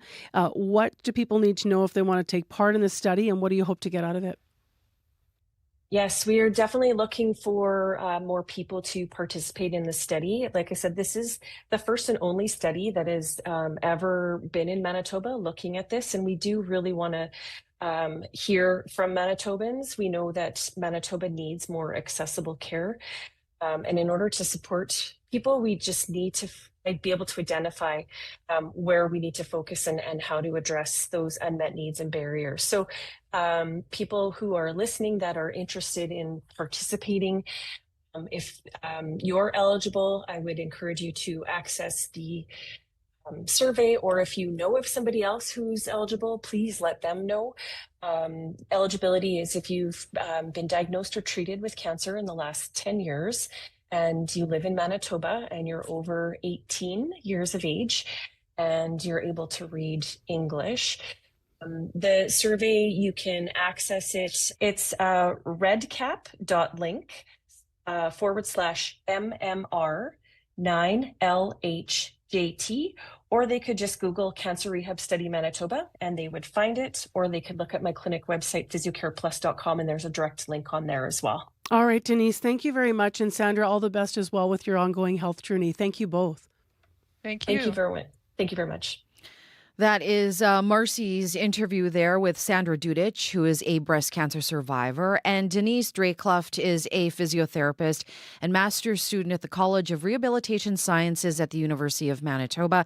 She's leading this research. Now, this web-based survey will take respondents about 20 to 25 minutes to complete, and it can be filled out over more than one sitting. Once again, Denise's website, where you can find the survey, is physiocareplus.com. Again, physiocareplus.com, or you can Google Cancer Rehab Study Manitoba.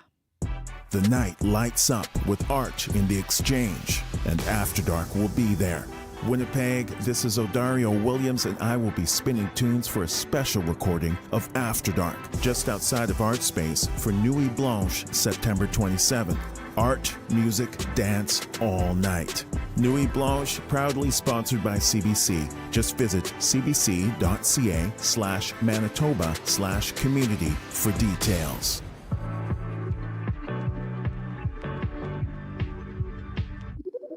On This is Manitoba, we celebrate who we are, and we lean into the challenges here that can make this place even better. I'm Marcy Marcusa, host of This is Manitoba. On the podcast, we tackle one topic in a new episode every Friday. It's always about us, the news, and the people here. Get into some local listening. Find and follow This is Manitoba wherever you get your podcasts. 7:24, sun is coming up here in Winnipeg. It is partly cloudy right now, 20 degrees. Well, still ahead here on the show. You get an email.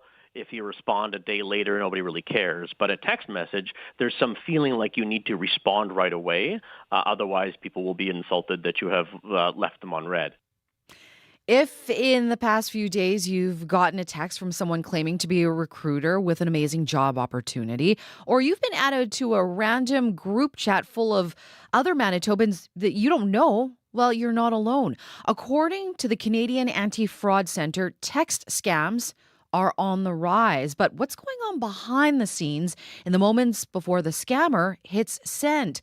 We'll try and answer that question coming up here on Information Radio at around 8:20. 7:25 now, and it is time to check in with Scott Regier and a look at sports. Well, good morning, Scott.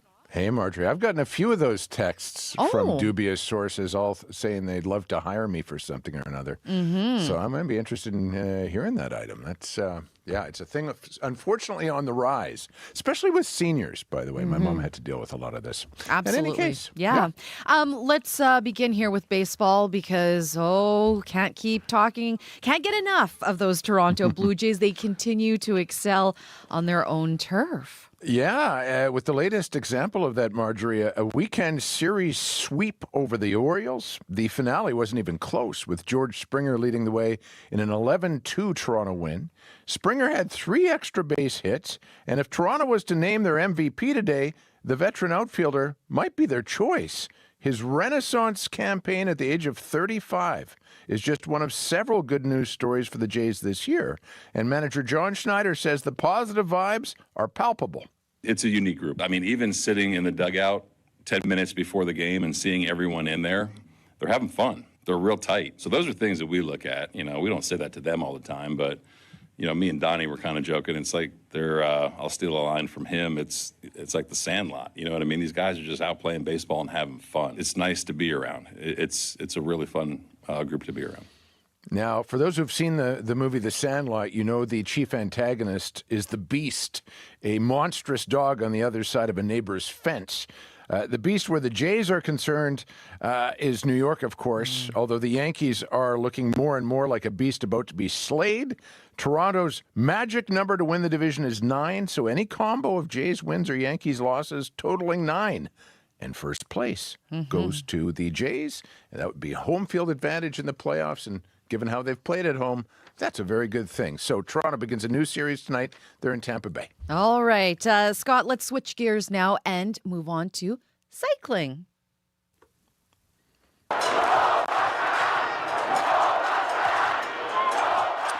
The sound, Marjorie, of pro-Palestinian protesters disrupting the final stage of the Vuelta a España. It's one of cycling's grand tours, and this year's winner, Denmark's Jonas Vingegaard, didn't have a finish line to cross. An uprising in Madrid involving close to 100,000 people made that unsafe. The customary podium ceremony was also canceled. Protesters opposed the participation of the Israeli team Israel Premier Tech. The team is owned by Quebecois businessman Sylvain Adams and has very strong Canadian ties. Riders for it have included the likes of Michael Woods and Derek G., with former Canadian star Steve Bauer serving as Israel Premier Tech's sporting manager. There were also protests of the team yesterday at a race in Montreal.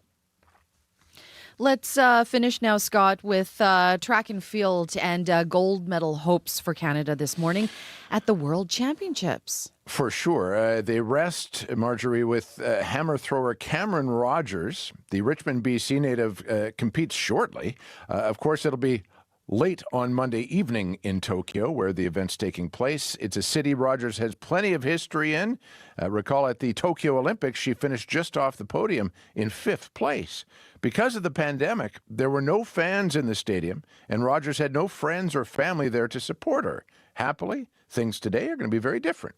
I remember 4 years ago, they were telling me they had like a watch party at 4:30 in the morning for the final during the Olympics. And for 4 years on, for them to be here in person, to see this, to be a part of this day together, it really just means the world to me. My heart is so full, and knowing I have all the people who I love so much here with me and also cheering me on from home is just, I couldn't ask for more. All right, so that's Cameron Rogers. She has just thrown her hammer more than 80 meters, Marjorie, thus becoming just the 4th woman to ever throw it that far. Wow. And looks very much like she's going to win the gold medal here. So if you want to follow this, CBC is live streaming events from Tokyo. Go, Canada, go. Yes. You betcha. Gambate kudasai, as they say in Japanese. Thank you very much. Impressive, Scott. Very impressive. 5 words, I use them liberally. Thank you again, Scott. You betcha. Scott Regier there with a look at sports. Well, still ahead here on the show. Despite everything that's been going on, we actually still wanted to have a small get-together. I think that shows a lot of power. Steinbach's Pride Parade was postponed on Saturday after organizers say someone threatened participants, but despite the cancellation, some Manitobans still found a way to come together over the weekend. We're going to hear more coming up. Stay with us. Your CBC Local News is next. This is CBC News. Good morning. I'm Heather Wells in Winnipeg. It is a humid start to the day. We're at 21 degrees in downtown Winnipeg right now. Good chance of showers later this afternoon. Windy, too. A high of 25 with a humidex of 32. Surgical wait times are up once again across the province, nearly 2 years after the NDP's rise to power on a promise to fix the healthcare system. Provincial data shows median wait times for knee, hip, spine, and cataract surgeries are all up. Mandy Grove wonders why she still has to wait more than 16 months for spinal surgery after the province announced $12 million for a new spine program. It was early 2022 when Grove was referred to a spinal surgeon for a fractured spine. I've done everything that they wanted me to do, and I'm still waiting, still suffering, still not able to walk, scared of losing employment because of the fact that I can't be there all day, every day. It's frustrating. And no response from them either on the timelines. That's probably the worst. Shared Health says the average wait for spinal surgery has improved by about 3 weeks, with an average wait of 7.5 months from consultation to surgery. And it has nearly doubled the overall number of surgeries in the last 2 years. You can hear more on this story coming up right after this newscast, right here on Information Radio. St. Teresa Point First Nation is mourning after 4 people were killed in a plane crash. Happened Saturday evening about 40 kilometers south of the community. Chief Raymond Flett says 2 couples were traveling out by float plane to their hunting grounds on Makepeace Lake. RCMP say that plane crashed on land before reaching the lake. 2 men, 53 and 49 years old, and 2 50-year-old women all died at the scene. Flett says he was close with them and their children. I said before, we're still in shock, a lot of us. It's devastating. It's a lot of painful situation. The 20-year-old pilot survived with serious but non-life-threatening injuries. The Transportation Safety Board of Canada is investigating, and Flett says the Premier, the AMC Grand Chief, and MP Rebecca Chartrand have all offered support to his community. Well, Parliament is back in session today. It will be the first time Conservative leader Pierre Poilievre will face Prime Minister Mark Carney in question period. Meanwhile, BC's housing minister says Prime Minister Carney's announcement on the weekend to build more housing on federal land is a good start, but does not include any BC projects. You can hear more on that story coming up on World Report at 8. Winnipeggers gathered at the Forks yesterday for the annual We Are All Treaty People event. This year's event marks the 150th anniversary of the signing of Treaty 5. Organizer Carrie Siner-Harvey says the treaty has added importance because Manitoba Hydro is powered by communities signed on to that treaty. It's easy to kind of, take it for granted, just like we take, our water for granted or other things that we have, but we know that they come from somewhere and that they're connected to people and that people are impacted by these realities, and we don't think about it enough. This is the 9th year the We Are All Treaty People event has been held. A big anniversary brought out about 1,000 runners to Assiniboine Park yesterday. I've said to people before that I'm going to do my very best to make it. I'm not going to give up, and that's true. But I might not make it, and if I don't make it, the marathon of hope better continue. The 45th Terry Fox Run. The theme this year, Finish It, a reminder to carry forward Terry Fox's dream of a world without cancer.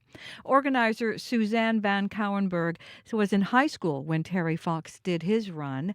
She never forgot having to tell the kids she was babysitting why he had to stop. We need the momentum to continue. Next year, it won't be a milestone year, but it's still important to keep this fundraising going so that someday maybe there can be a cure found for all the cancers so that other people don't have to lose people they love. This year, Manitoba raised at least $100,000 for cancer research. And it was television's biggest night. The Emmy Awards were handed out in Los Angeles last night, celebrating the best in drama, comedy, and late-night talk. And it was a Canadian-led series that stole the show. And the Emmy goes to The Studio.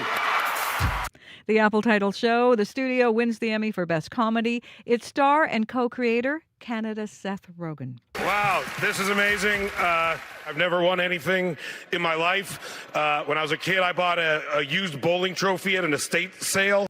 Rogen ended the night with 4 awards. He doesn't need that used trophy any longer. He won for Best Acting, Directing, Writing, and Producing. You can find more news updated throughout your day. Just head to cbc.ca/Manitoba. And Heather, another great Canadian that was in that show, Catherine O'Hara. Oh, yeah. Yes. And of course, we love Catherine O'Hara, especially, her role in Schitt's Creek and, of course, her work on Home Alone and so many productions. But it was great to see such, great Canadian content in the studio. So congratulations to Seth for sure. That's going to have to be something I put on my list to watch. Another one. Yeah, another one. So many. Yes. Heather, thank you so much. Thank you. CBC's Heather Wells there with your CBC local news. It is 7:36 and you're listening to Information Radio here on CBC Radio 1. I'm Audrey Dowhouse in for Marcy Marcusa this morning. Let's turn our attention now to the weather. Well, because we're going to be expecting to see some activity possibly here in Winnipeg. Abby, you're already starting to see some active weather up north. I am already seeing the active weather up north. Thompson getting some rain at this time and also spotting lightning and thunderstorms in some areas up north. But as we can see, it's already moving in from the Saskatchewan end and it will be coming. Most part of the province will definitely see rain today. But the main topic for today is heat, humidity, and periods of rain. Scattered rains on and off. Winnipeg right now, we're seeing 20, we're seeing 21 in some areas. The sun is already making its appearance, but that will change. Then we'll see a mix of sun and clouds. And this morning, it will turn to mainly cloudy skies in the afternoon. A very good chance of showers for the Red River Valley region with a risk of thunderstorms. The winds will shift from the southeast and more like southerly. It might feel breezy at some point. We'll see highs around 25, but the humidity will make it feel sticky. In the Pembina Valley region, from Morden, Winkler, Altona, and Morris down to the U.S. border, we're seeing temperatures around 18 degrees right now. Mainly clear skies there, but that will turn cloudy later. There's a good chance of showers this afternoon and some risk of thunderstorms to go with that. Winds also coming from the southeast, becoming south later in the day. We'll see just expect highs around 22, and of course some humid conditions to go with that. In the Westman region, about 15 degrees we're seeing in that region, mainly clear this time. The clouds will thicken by midday with possible showers and thunderstorms in the region. Winds will be coming from the east, then it's going to shift south. We'll see highs around 20 degrees. The humidity also, you will notice it. Similar for the Parkland region, Dauphin, Russell, Roblin. We're seeing misty conditions in that part of the province at this time, and the showers already approaching that part of the province. So you should be seeing the rain any moment from now with some thunderstorms to go with that. The winds will be coming from the southeast and some breezy at some point. Temperatures climbs to around 23 degrees. And of course, the humid air is going to make it feel warmer. And the rain will not be cooling things down that much. In the Interlake region, we're looking at 20 degrees around Gimli. The skies are clear. A mix of sun and clouds on the way. Showers likely this afternoon. Potential storms might also come your way. Winds will be from the southeast turning south, and then we'll see highs climb to about 25, 26. Humidity also on the high side for that part. You feel the warm air. In the northern part of the province, the power flame flow terms, we're looking at 18 degrees and 17 degrees in that region. For the power and flame flow, we're seeing foggy conditions in that part of the province. There's a slim chance of showers this morning into the afternoon period with possible thunderstorms. Highs will climb to 23. While Churchill seen that period of rain showers already and thunderstorms also there. That will roll through this morning into the afternoon, and we'll see the winds coming from the northeast. It's going to be just mild, the winds. Temperatures will climb to 21, but the humidity, you will also notice it. Churchill, 14 right now. Showers also likely this afternoon. Temperature will only get to 16 degrees for that part of the province. But across board, it's more about the heat and the humidity today. Winnipeg, 2021. That's what we're seeing. Okay, you know what, Abby? I was gonna go for a run after I was done Don't the do show it. here. I can't run in the heat. Nope. Corey Funk probably can, but I can't. I ran in the heat yesterday pushing my toddler, and it was That's in a stroller, impressive. and it was there was some regret. I was very sweaty. Yeah, pushing through the zoo, and I was that sweaty guy at the zoo. So You're my running idol, Corey Funk, but I think I'll choose to work out indoors instead today. probably the right move. Well, speaking of on the move, what are we seeing this morning? Yeah, Sterling Lion and Whiddengate, the lights are flashing red right now, so you want to treat that as a four-way stop. Not too sure how big those backups are because of that. As well, if you're an active commuter, starting today, actually, I saw this sign while I was running my toddler yesterday to the zoo. Omens Creek, the bridge, the footbridge, actually closed starting today to the 19th for repair work. So you won't be able to go across there. So they might throw off some folks' walk or bike if they take that to or from work. If you see anything else though going on out there, give me a call on the CBC commuter line. That number, 204-788-3093. Thank you very much, Corey. Thank you. Corey Funk there with a look at your morning commute. It is 7:41 and you're listening to Information Radio here on CBC Radio 1, also on the CBC Listen app and streaming on CBC Manitoba's YouTube channel. Although Steinbach's Pride Parade was postponed, some still found a way to come together as a community. Typically, the city's Pride celebration draws in hundreds of people from all over the province. But this year's march was put on hold after organizers say, quote, credible safety threats connected to far-right extremism, unquote. Organizers did not specify the nature of the threats, but they did say the threat was made in connection to the death of right-wing commentator Charlie Kirk, who was critical of gay and transgender rights. Despite the event being called off, Tyler Horde told CBC's Gavin Axelrod he didn't know it had been postponed until after he had already arrived in Steinbach.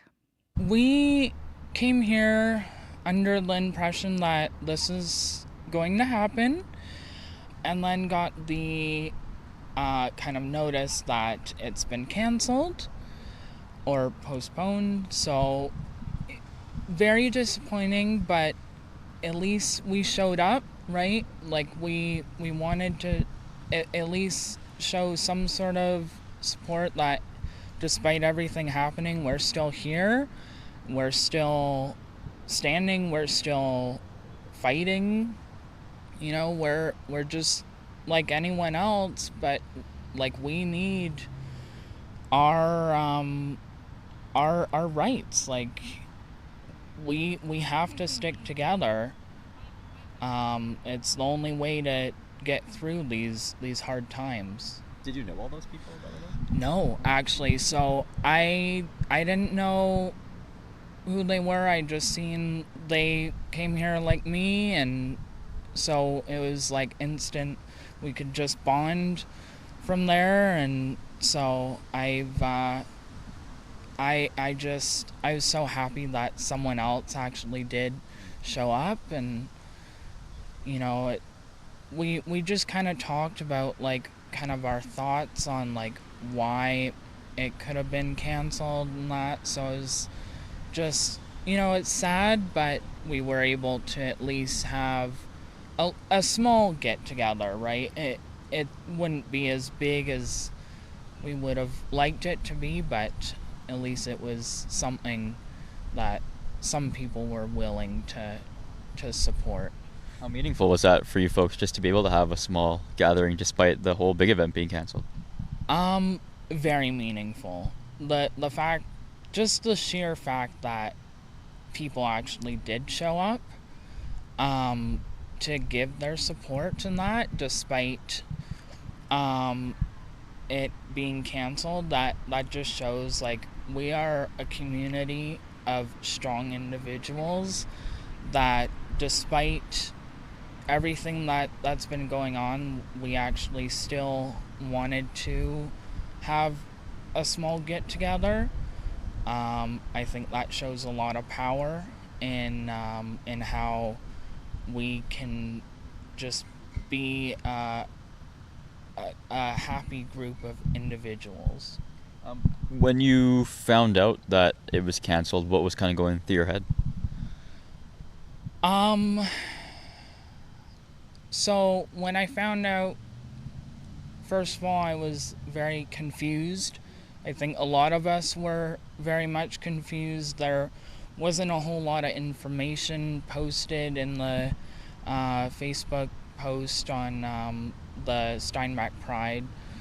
So a lot of us had many questions, and I think we all felt they weren't really properly answered in the post.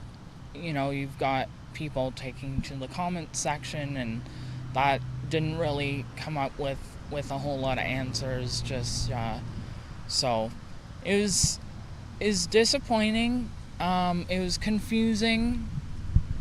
But when we did find out actually why it was canceled, then we're like, okay, it kind of makes sense. But at the same time, it just wasn't what we were wanting. Nobody wanted this to be the outcome, but I'm glad that it was the kind of the decision, especially just for safety of the community and that. One of my last questions for you, would you have wanted the organizers to push forward with things today? I would say, judging by coming here today just to kind of sit at the park and just kind of have that moment of sadness and you know, like, well, at least I showed up, and then seeing a couple other people that also showed up, I think because I mean, I was here for a few hours and there really wasn't much happening, you know, like there's no one really trying to cause problems and that. Like, it was very peaceful. It was just like any other day in the park. So personally, I think it would have been fine. I think these extra precautions are although they're good to take place, I think the whole outcome would have been just fine. That was CBC's Gavin Axelrod there speaking with Manitoban Tyler Horde. Steinbach Pride President Chris Blett told CBC News that RCMP are investigating the threats. We reached out to the RCMP over the weekend, but haven't heard back. Jarrett Martineau hosts Reclaimed. In an hour, you could hear everything from powwow music to like a soft acoustic ballad to an electronic record to like a dub track, all in the same hour from an Indigenous artist from any part of the world. Eclecticism is an overused word, obviously, but I think the sheer diversity that gets represented on the show is something that's totally unique. Reclaimed with Jarrett Martineau. Available now on CBC Listen. 12 minutes now to 8 o'clock, 15 degrees in Brandon, 20 in Winnipeg, both cities under partly clear conditions. Now, the first installment of a series we're calling Vital Signs. CBC Manitoba's look at the state of our healthcare system after nearly 2 years of NDP governance. Over the next several weeks, we'll bring you a number of stories on this topic. Today, surgical wait times. Thousands of Manitobans are waiting for surgeries, some in pain with the daily uncertainty of when their lives will get back to normal. The median wait times for certain surgeries are up this year compared to 2024. The province and Shared Health say that's because patients who've waited the longest are being prioritized. But others wonder why they aren't seeing more progress. CBC reporter Rosanna Hempel joins me now in studio with more. Well, good morning, Rosanna. Good morning. You spoke with patients who need surgery and who are among those waiting the longest, including one woman waiting for cataract surgery. What did she tell you? So I spoke to Stacey Terry. She lives out in Brandon, and she told me that she first started noticing her vision getting worse just over a year ago. She kept cleaning her glasses and feeling like her eyes were getting more sensitive to light. And it wasn't actually that her glasses were dirty, it was early onset cataracts. So she gets an appointment with an ophthalmologist in April this year, and they tell her it'll be about 5 months until the surgery. So this spring and summer, she's getting ready. She's rearranging things with her clients, kind of telling them that she won't be available for a part of the fall. And that period goes by and she doesn't hear any updates. So she calls the office recently and gets some bad news. And she said, I'm terribly sorry, but they're now booking into January and February of 2026. So there went any hope of me having a September or October date. And my dad is turning 83 in October and is still living out on their 5-acre home out about 20 minutes outside of Brandon, and he doesn't drive. So as we approach the winter months and the days are getting shorter, I know now that my time of being able to help him is going to be more limited, and I'm getting concerned about what's going to happen during the winter if he runs into problems at night and I don't feel capable of driving out if he needs help. So part of why this is so complicated is because she can't drive during the night. Mm-hmm. She was cleared to drive during the day. So this winter, she's getting ready to stay pretty much cooped up at home, and she's worried how she's going to get her dad to appointments, how she's going to take care of herself. And this is all happening while she doesn't have dates yet for the surgeries. Okay. Rosanna, what are the numbers telling us when it comes to wait times for cataract surgeries? Yeah, so the data that we have so far this year comes from the province's online dashboard, and it tells us that the median wait for cataract surgery is about 12 weeks. So this is that period from when you meet with the specialist until you have the surgery. And median means that figure right in the middle. So half of people waiting will have a shorter wait than that, and half will have a longer wait. And so just to give you a bit of perspective, last year's wait was around 9 weeks. So we're about 3 weeks longer so far this year. And the Canadian Institute for Health Information's benchmark for this kind of surgery is 16 weeks. So for Stacey, she's past that benchmark now, and she's also among the half of Manitoba patients waiting the longest for the surgery here. It's just frustrating to know that there's this quick thing you need that would make such a difference in your life.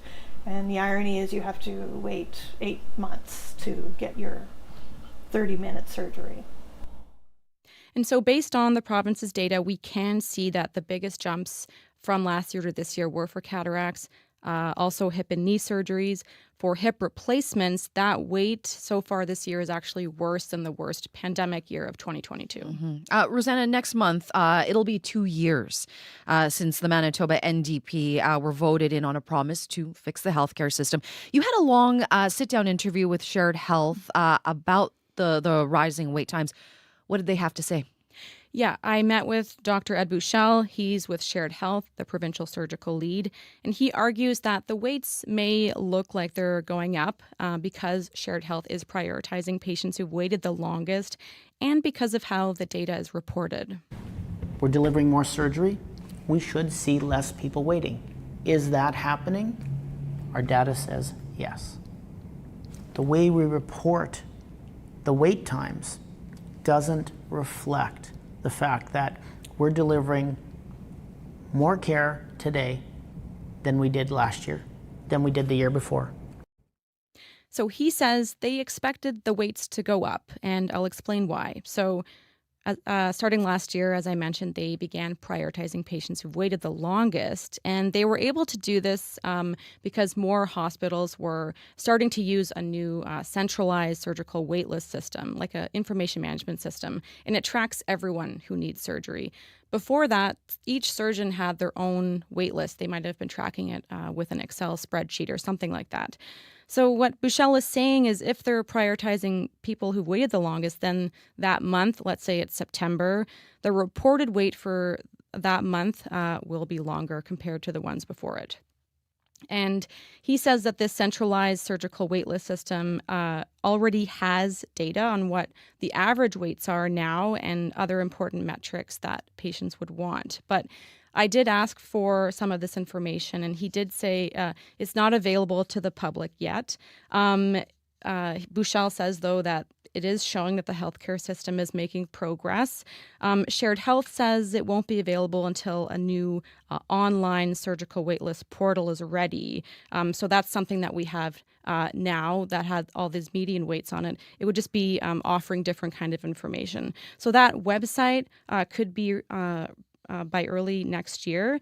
I did ask the health minister, Uzoma Asagwera, about this, and they said that the province hasn't decided what information will be on there or when. So let's stay tuned for that. We do have a better idea, though, of what might be included on that website. So that's things like the average weight and the percentage of surgeries being performed within benchmark. So, Rosanna, in the meantime, how do we know if the healthcare system is making progress? Yeah, it might be a little harder to track that progress until we have the new website. But to be clear, Buchel says it is, and he pointed to, the increase in annual number of surgeries for cataract, hip and knee, and spinal surgeries. They've gone up in the last few years. So, for example, for cataracts, nearly 1,800 more surgeries happened last year than in 2019. And that's thanks to longer hours, more locations offering that surgery. I have a goal. I have a very public goal. It's 2030. That is the entire driving force of the provincial surgical team now. So everything we do by 2030, we will have 0 people waiting outside of benchmark wait times. That is an aspirational goal. You need a goal. You don't get to the moon by thinking you're going to get to Brandon. Do you think you'll get it? I think we'll be very close. Now, finally, Rosanna, you also spoke with a woman named Mandy Grove who's waiting for spinal surgery. What did she tell you? Yeah, so Mandy also lives in Western Manitoba, and she lives with chronic pain every day, and she uses a power chair to get around outside the house. She's been waiting much longer than Shared Health's current average of 7.5 months for spinal surgery. There's days where I can barely move without sharp pains all down my back and all down my legs, where I'm stuck in bed or I'm stuck in a chair. Mandy was referred to a spinal surgeon back in 2022. She'd had a bad fall a few years earlier that fractured her spine. She also learned she had slips in her vertebrae. So she got an assessment with the spine clinic in 23. That led to an online meeting with a surgeon the next year. So that was last November.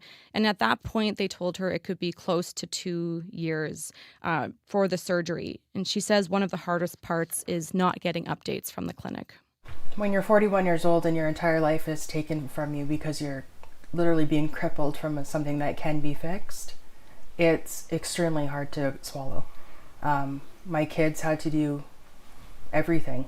My husband's had to do everything for us in the house, and I can't do the most basic tasks that I want to do to be the wife and mom that I used to be.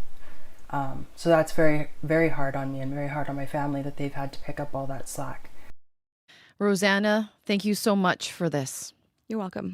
That is Rosanna Hempel, reporter here with CBC Manitoba. She'll have more on this story coming up tonight on CBC Winnipeg News at 6. And of course, you can see it right now on our website at cbc.ca/Manitoba. It is 20 degrees in Winnipeg right now, partly cloudy. Still ahead here on the show, your mailbox might be emptier starting today. We're going to tell you why coming up. You're listening to Information Radio here on CBC Radio 1, 89.3 FM. And everywhere on the CBC Listen app. Stay with us. World Report is coming up next.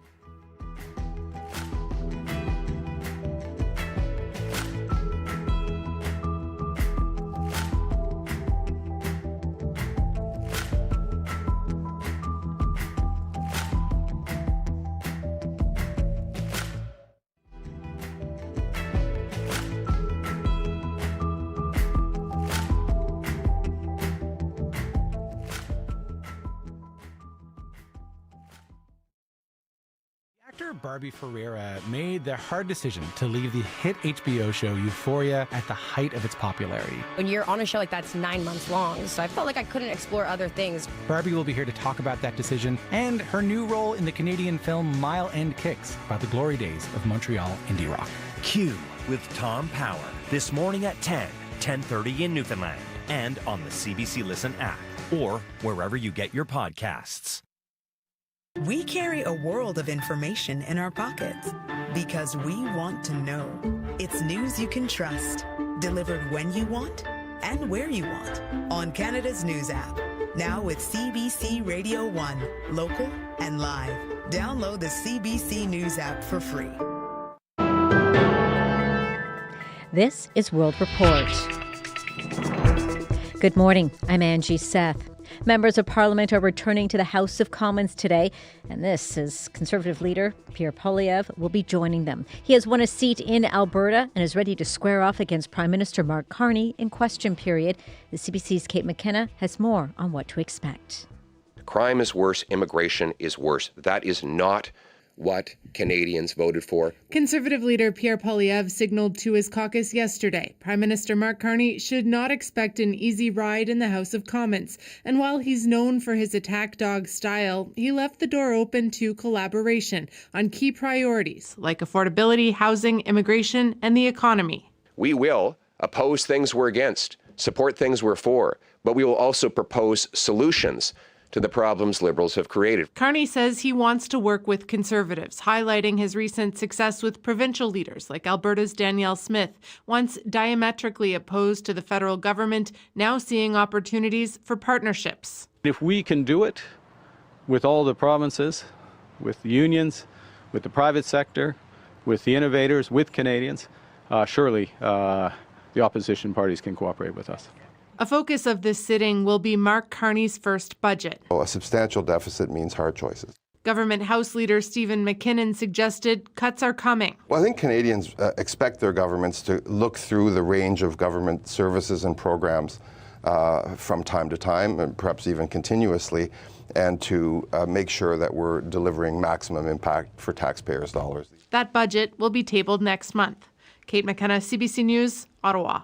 New numbers are out this morning from the Canadian Real Estate Association show home sales in August were up, a fifth straight monthly increase. But prices are still falling. The average price of a home in August was $664,000. That's down 18% from the peak in March of 2022.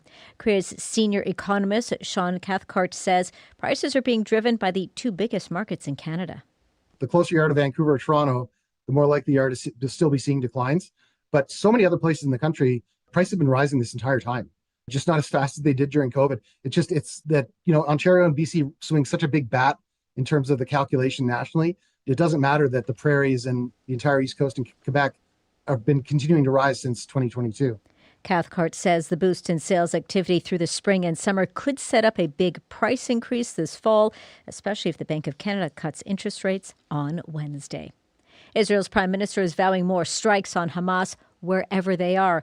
Benjamin Netanyahu made those comments as he meets with U.S. Secretary of State Marco Rubio today.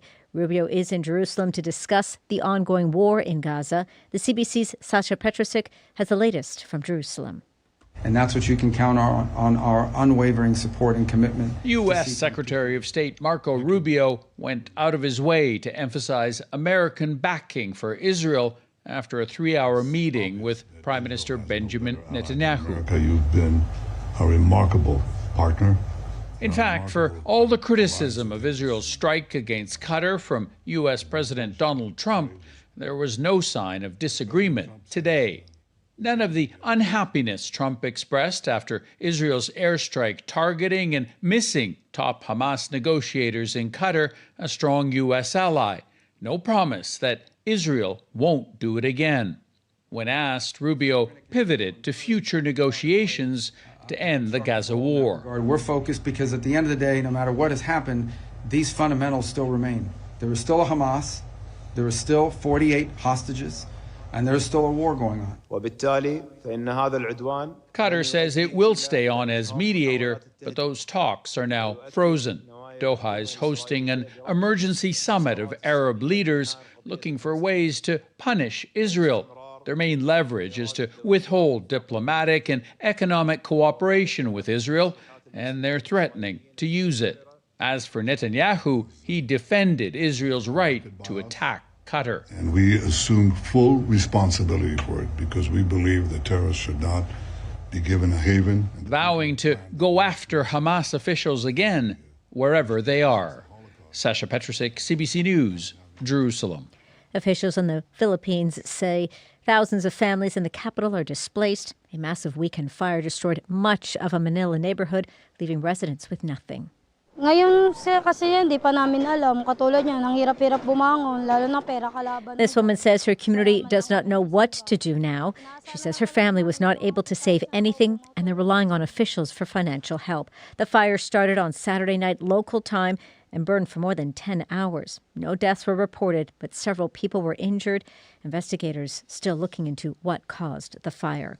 Here at home, a lawsuit filed by a First Nations family in British Columbia is calling for changes when it comes to the remains of their loved ones. An Indigenous man's remains were misplaced by the local health authority and coroner's office after his death in 2022. Burying the entire body of a First Nations person is seen as a sign of respect and dignity, and now more communities are calling for changes to ensure practices reflect cultural customs. Emily Fagan has that story. And now I don't know when or how I'm going to heal from this. Amanda Large was still grieving her father's 2022 death when she got devastating news 2 years later that added to her grief. Her father's brain was removed during an autopsy, but was never returned to his body and was not cremated with the rest of his remains. Instead, it sat in the back of a Victoria Hospital refrigerator for more than 2 years. You know, there's a lot that goes on when someone passes away, and having to relive all of that, but having it much more traumatic was really hard. Philip Peter Billy was from the Ahattlestat First Nation. In his nation's culture, it's important to bury people quickly, ideally within 4 days, and with their body fully intact. It's not the first time this has happened. When 3-year-old Margaret Thomas drowned in 1997, she was returned to her family without her eyes. According to media reports at the time, the coroner said changes would be made. Newfoundland Tribal Council President Judith Sayers represents the nations both Philip and Margaret were from. It's just devastating news. That's such a careless mistake. Large and her family are suing Island Health and the BC Coroner Service, which declined to comment due to ongoing litigation. She and local First Nations leaders are calling for Island Health and the BC Coroner Service to fix how they handle remains so what happened to her father doesn't happen to anyone else. Emily Fagan, CBC News, Victoria. U.S. Treasury Secretary Scott Bessent says the United States and China are close to reaching an agreement on TikTok. He's in Spain for trade talks with his Chinese counterpart. TikTok has been a source of tension between the two countries. Officials in Washington worried Beijing could use TikTok to spy on, blackmail, or censor Americans. U.S. President Donald Trump, meantime, was threatening to ban the app unless U.S. investors own a majority share in its operations. On social media this morning, Trump hinted TikTok will be saved. He says he'll be speaking to Chinese President Xi Jinping on Friday. And the Emmy goes to... And the Emmy goes to... Well, it is television's biggest night. The Emmy Awards were handed out in Los Angeles last night, celebrating the best of the best in drama, comedy, and late-night talk. And it was a Canadian-led series that stole the show. Steve Futterman has more on the big winners. A newcomer that pokes vicious, satirical fun at the Hollywood studio system was one of the big winners on Emmy night. The Apple Plus show The Studio won the Emmy for Best Comedy. And the Emmy goes to The Studio. The star and co-creator of the show, Vancouver-born Seth Rogen, ended the evening with 4 awards for acting, directing, writing, and producing. Not bad for what he claimed was a first-time winner. Thank you. Wow, this is amazing. I've never won anything in my life. When I was a kid, I bought a used bowling trophy at an estate sale. The medical drama The Pit won Best Dramatic Series, while Adolescence, a 4-part Netflix psychological drama about a 13-year-old boy charged with murder, won Outstanding Limited or Anthology Series. The biggest cheer of the night came when the winner was announced for Outstanding Talk Show. And the Emmy goes to The Late Show with Stephen Colbert. The Stephen Colbert program, which is the top-rated late-night talk show in the U.S., will go off the air next May. CBS, which airs the show, says it all had to do with money. CBS says it's losing millions. But many believe the cancellation was at least partially due to pressure from the Trump administration. Steve Futterman for CBC News, Los Angeles.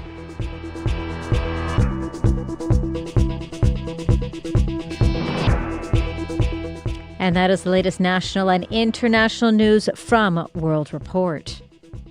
If you're enjoying the World Report podcast, please follow us and tell a friend. It helps spread the word. I'm Angie Seth. This is CBC News.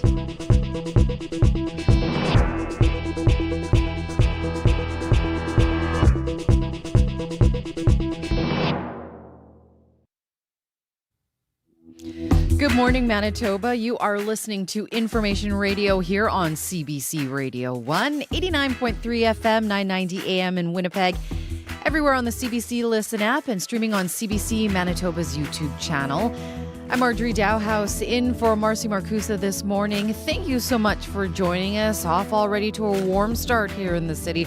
21 degrees right now in Winnipeg under a mainly sunny sky with that humidex feels like 27. We're going to have more on your forecast coming up here in the show. Coming up this hour, if in recent days someone claiming to be a job recruiter has added you into a group chat full of Manitobans you don't know, then you're not alone. According to the Canadian Anti-Fraud Centre, text scams are on the rise.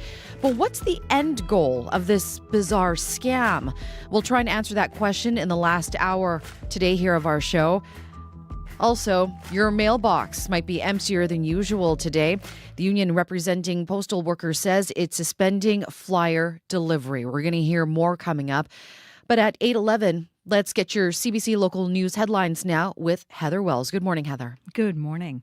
Well, surgical wait times are once again up across the province, nearly 2 years after the NDP's rise to power on a promise to fix the healthcare system. Provincial data shows median wait times for knee, hip, spine, and cataract surgeries are all up. St. Teresa Point is mourning after 4 people were killed in a plane crash. Happened Saturday evening about 40 kilometers south of the community. Chief Raymond Flett says 2 couples were traveling out by float plane to their hunting grounds on Makepeace Lake. RCMP say that plane crashed on land before reaching the lake. I'll be back with more Manitoba news coming up at 8:30. Thank you very much, Heather. Heather Wells there with your CBC local news headlines. Well, let's get into that forecast now. Abby Adeyemi has been keeping an eye on what's happening here in the city and around the province.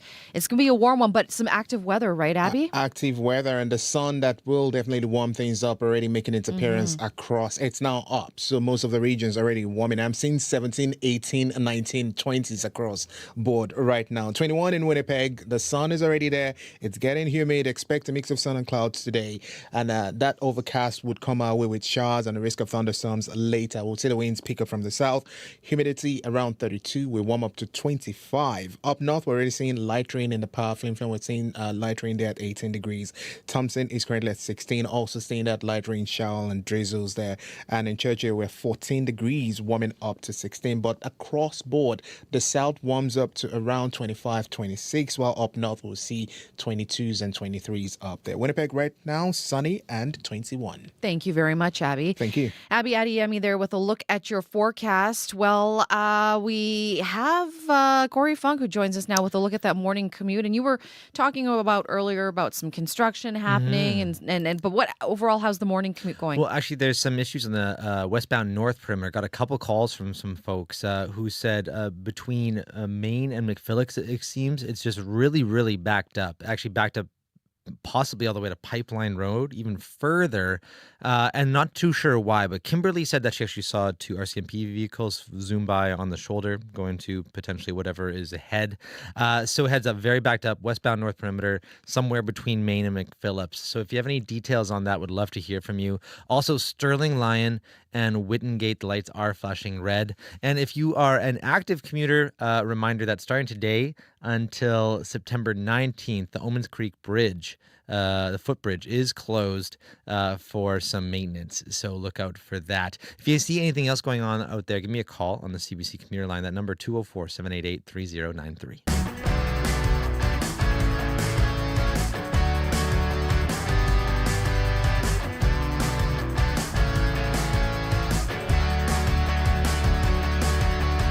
8:14 now. Well, this week, some of you may notice that your mailbox is emptier than usual.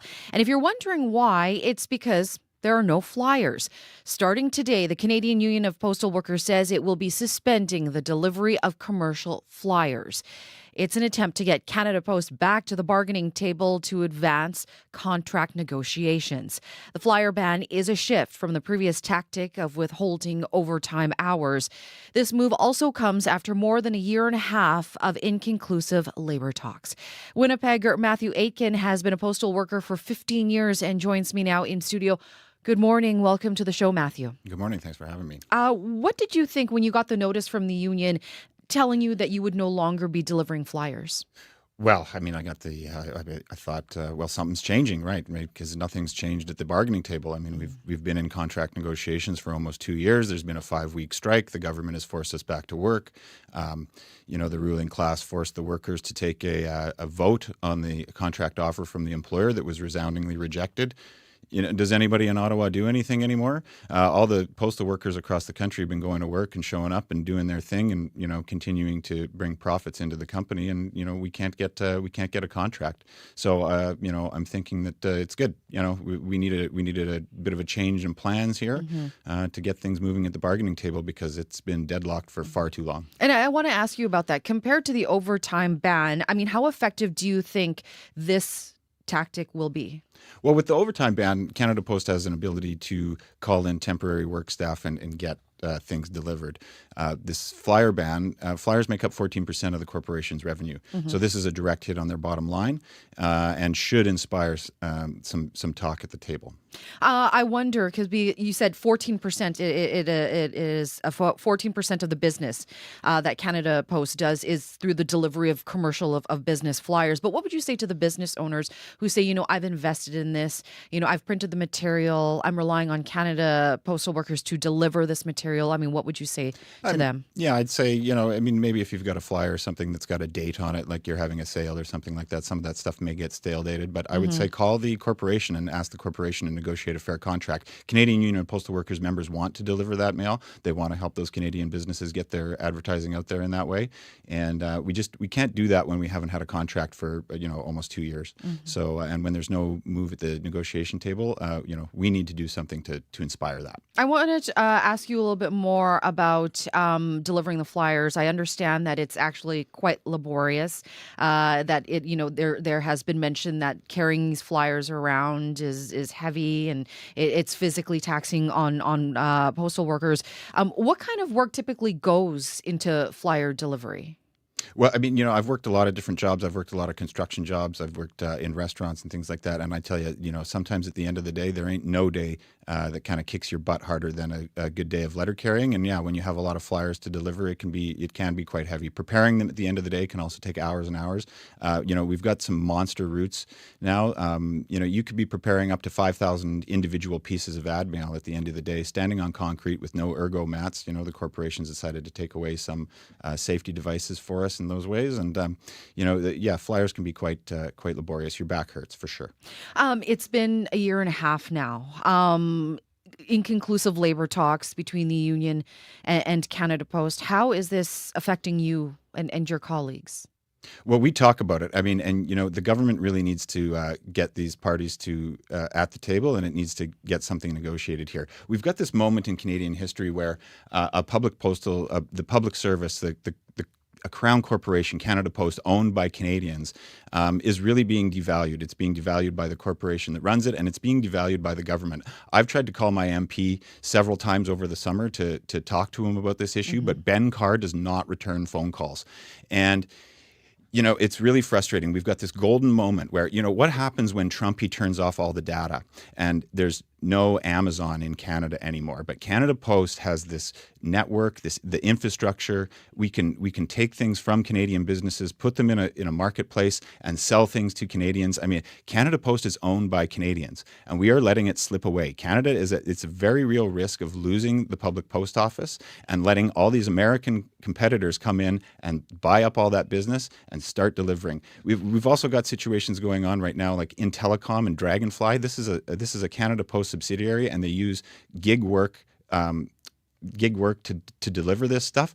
I used to work in Vancouver 5 years in international incoming mail, and I know what a package from China looks like. And when I'm out there delivering, I'm now seeing packages from China with stamps on them, be it not delivered by me, but it's on my route. So how does something with stamps on it that is supposed to be the exclusive right of Canada Post to deliver in this country getting delivered by another courier?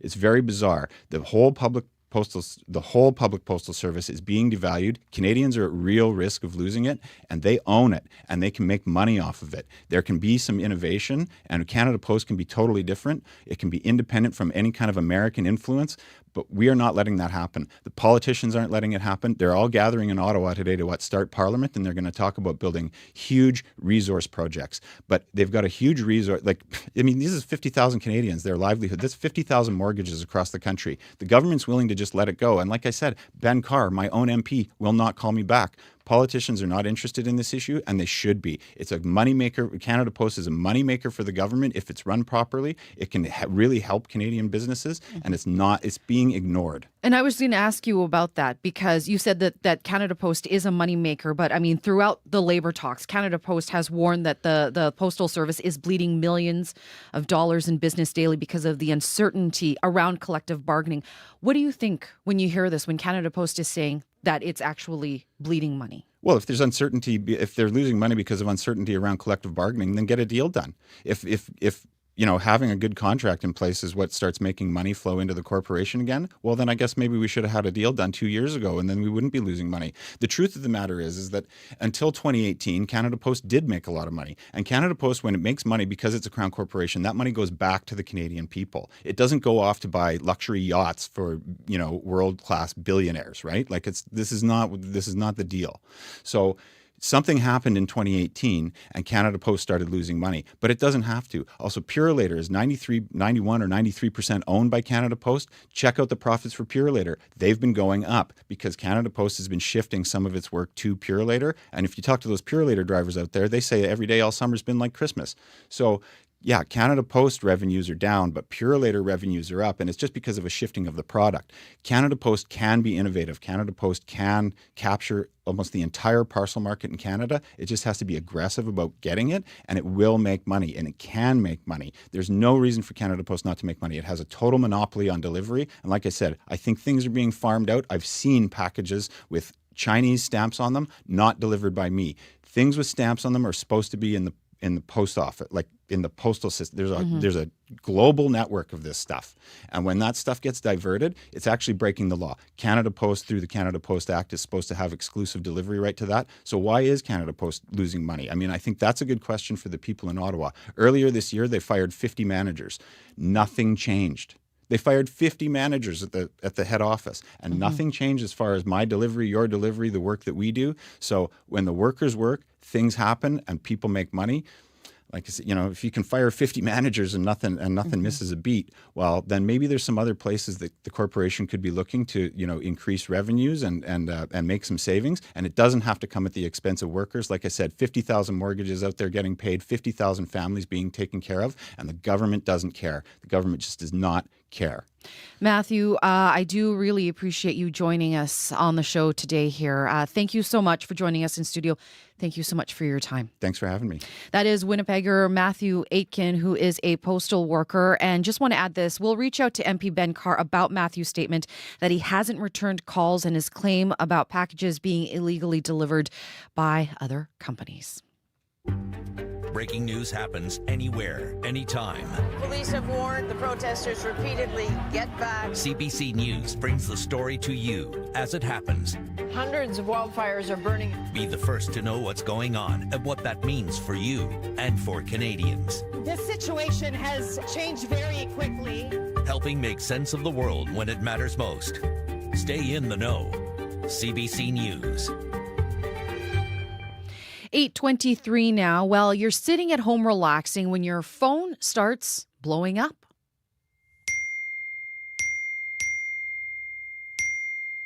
But when you check in to see who's texting you, it's just another scam text. And this time the scammer has added you into a group chat full of other Manitobans that you don't know. Sometimes the texts are from someone claiming to be a job recruiter who thinks you and 19 other people in the chat would be a great fit for the new role. Other times they have free vacation spots up for grabs. According to the Canadian Anti-Fraud Centre, text scams, or smishing, as it's also known as is also on the rise. But how are these scammers getting our phone numbers?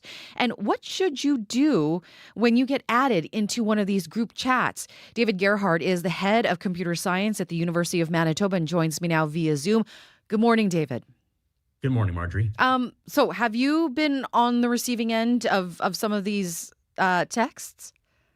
So I have gotten scam texts from time to time. I haven't gotten one in like a large group like these are described, but I definitely do get the odd text promising me a wonderful job or a great vacation home. How surprising it to hear that scam texts are being sent now in these group chats. Yeah, it's another example of scammers will try anything to find something that works. Right. It doesn't matter how difficult or complicated it is to try. If it's something that one or two people will catch, then it is a thing that a scammer will try. And so the group texts, there are some possible explanations that maybe there's the more likelihood of somebody catching it if it seems to be more legitimate, if there's numbers on that list that they know, or other different reasons why people might use these techniques. But the reality is if one or two people will respond in the way that the scammer is looking for, then it's a success for them. Why do you think these scam texts are on the rise?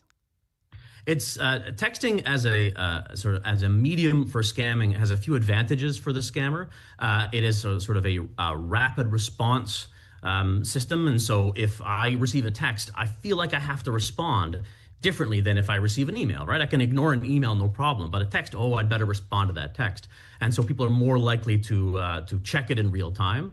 Also, it's easy to hide the name or the number of the person texting. Spoofing a number is a fairly straightforward thing to do. And there are massive collections of phone numbers online, and you can just try a random 10-digit number and see if it works. So finding possible targets is fairly easy, and there is a higher likelihood that people will respond on text compared to email. David, I have to ask you this because we've talked to you about AI several times. I mean, what kind of role is AI playing in this? Yeah, so AI might make it easier to find numbers that are legitimate. AI might make it easier to respond in real time. So if you had a bot that was sending out these messages and then responding in kind, then you could farm a whole lot of these sort of initial contacts out, and then only when somebody actually responds and starts to engage would the spammer take over and try to steal their information. What type of work is going on behind the scenes here before they actually send these text messages? Well, collecting the phone numbers is going to be a beginning part of it, right? Because you can try a random number, but that takes time. And there are, like I said, massive collections of numbers online that you can buy these lists of legitimate numbers. So that's the first part. And the second part is to have a process after you get somebody hooked that you can actually steal their information. And so often scammers will shift you to a different medium, shift you to a WhatsApp channel or some other kind of a channel that is harder to trace and unencrypted. And that makes it easier for them to steal information and then get away. David, I feel like there's a new type of scam, happening all the time. I mean, we've heard about how there was the grandparent scam. Now there's these scam texts in these group chats. Like, how do we keep up with everything going on out there when it's evolving so quickly? Yeah, it's a very difficult question. The sort of usual bits of advice apply still, right? Make sure you change your passwords regularly. Make sure you don't respond to anything that seems to come from somebody you don't know. If an offer is too good to be true, it probably is. Anything that comes from somebody that looks like it's somebody you do know, just confirm through the usual channels, right? Like your bank is never going to text you. If you get a text that seems to be from your bank, ignore it, and then go to your bank's website and call them directly on the official channels that they have published. So these kind of techniques to make sure that you can trust the communication channel that you're in gives more likelihood that you're not going to be hooked. David, we have about 30 seconds left here. I finally want to ask you, when do you know that it's time to get police or the authorities involved? Yeah, this is really tricky because often these scammers are in jurisdictions where the police can't reach. But if there is any kind of illegal behavior, if there are threats, if there are extortions, anything that you are concerned about at all, definitely report it to the police because they have large networks of cybersecurity individuals that can communicate around the world. And so getting law enforcement involved, if you have any concerns at all, is definitely a good idea. David, thank you so much for taking time to join us this morning here on the show. You're very welcome. David Gerhardt is the head of computer science at the University of Manitoba. I want to mention quickly that coming up on Radio Noon today, during the call-in portion between 12:30 and 1 o'clock, we're asking you, what do you do to save all the produce that you have collected over the summer? Farmers markets, maybe you have stuff in your garden. The harvest is that time of year to think about how you're going to preserve that. So give us a call on Radio Noon after 12:30. Share your stories, your ideas, your tips, and you can even ask our expert some questions. Stay with us. Your CBC Local News is next. This is CBC News. Good morning. I'm Heather Wells in Winnipeg. At 8:30, it's a sunny, warm, muggy start to Monday. 21 right now in Winnipeg. Clouds are going to move in this afternoon. A very good chance they'll have some rain in them. And a windy high today of 25. Humidex at 31. Surgical wait times are on the rise in this province, nearly 2 years after the NDP came to power on a promise to fix the healthcare system. Provincial data suggests median waits for all publicly reported surgeries have gone up in 2025, especially for cataract and hip and knee surgeries. So far this year, patients had a median wait time of 3 months between consultation and cataract surgery. That's up 3 weeks from last year. Stacey Terry has early onset cataracts and needs surgery in both eyes.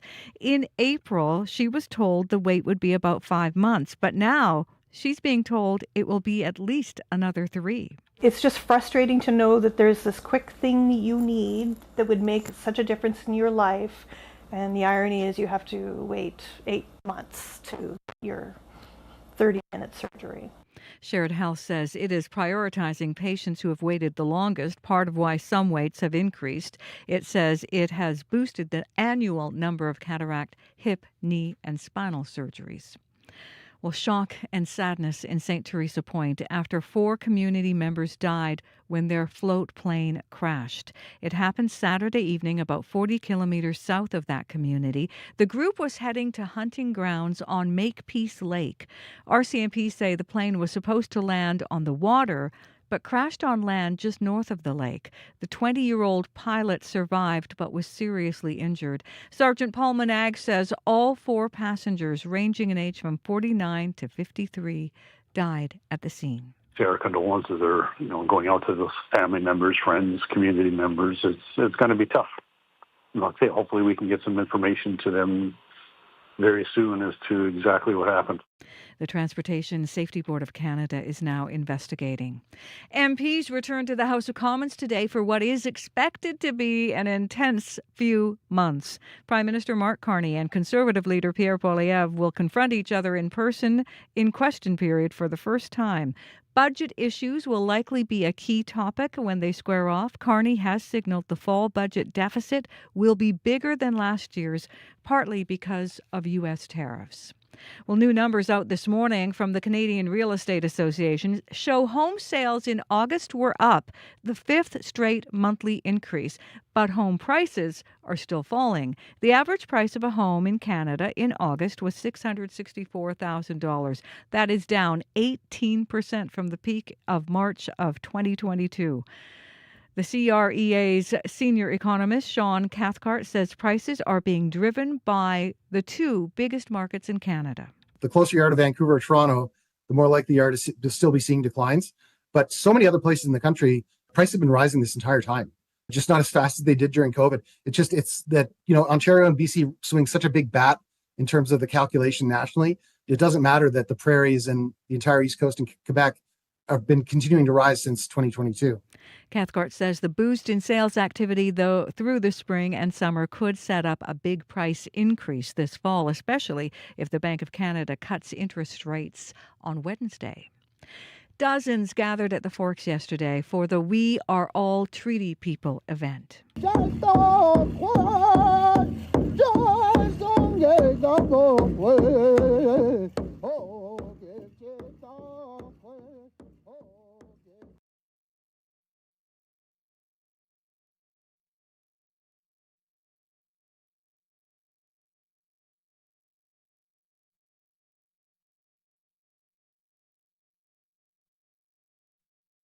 A lot of First Nations people have lost their livelihood, right, and lost their lands, their traditional hunting territories and gathering places, places where they would acknowledge and do ceremony as well. All of that has been lost so that we can turn on the light switch. And that is Treaty Relations Commissioner Loretta Ross, who says we need to think about what communities in Treaty 5 gave up in order for Manitoba to have power. At least 1,000 Manitobans ran for cancer research in Assiniboine Park yesterday. The 45th Terry Fox Run raised at least $100,000. Sachin Katyal is a researcher at Cancer Care and one of the Terry Fox Center of Hope researchers.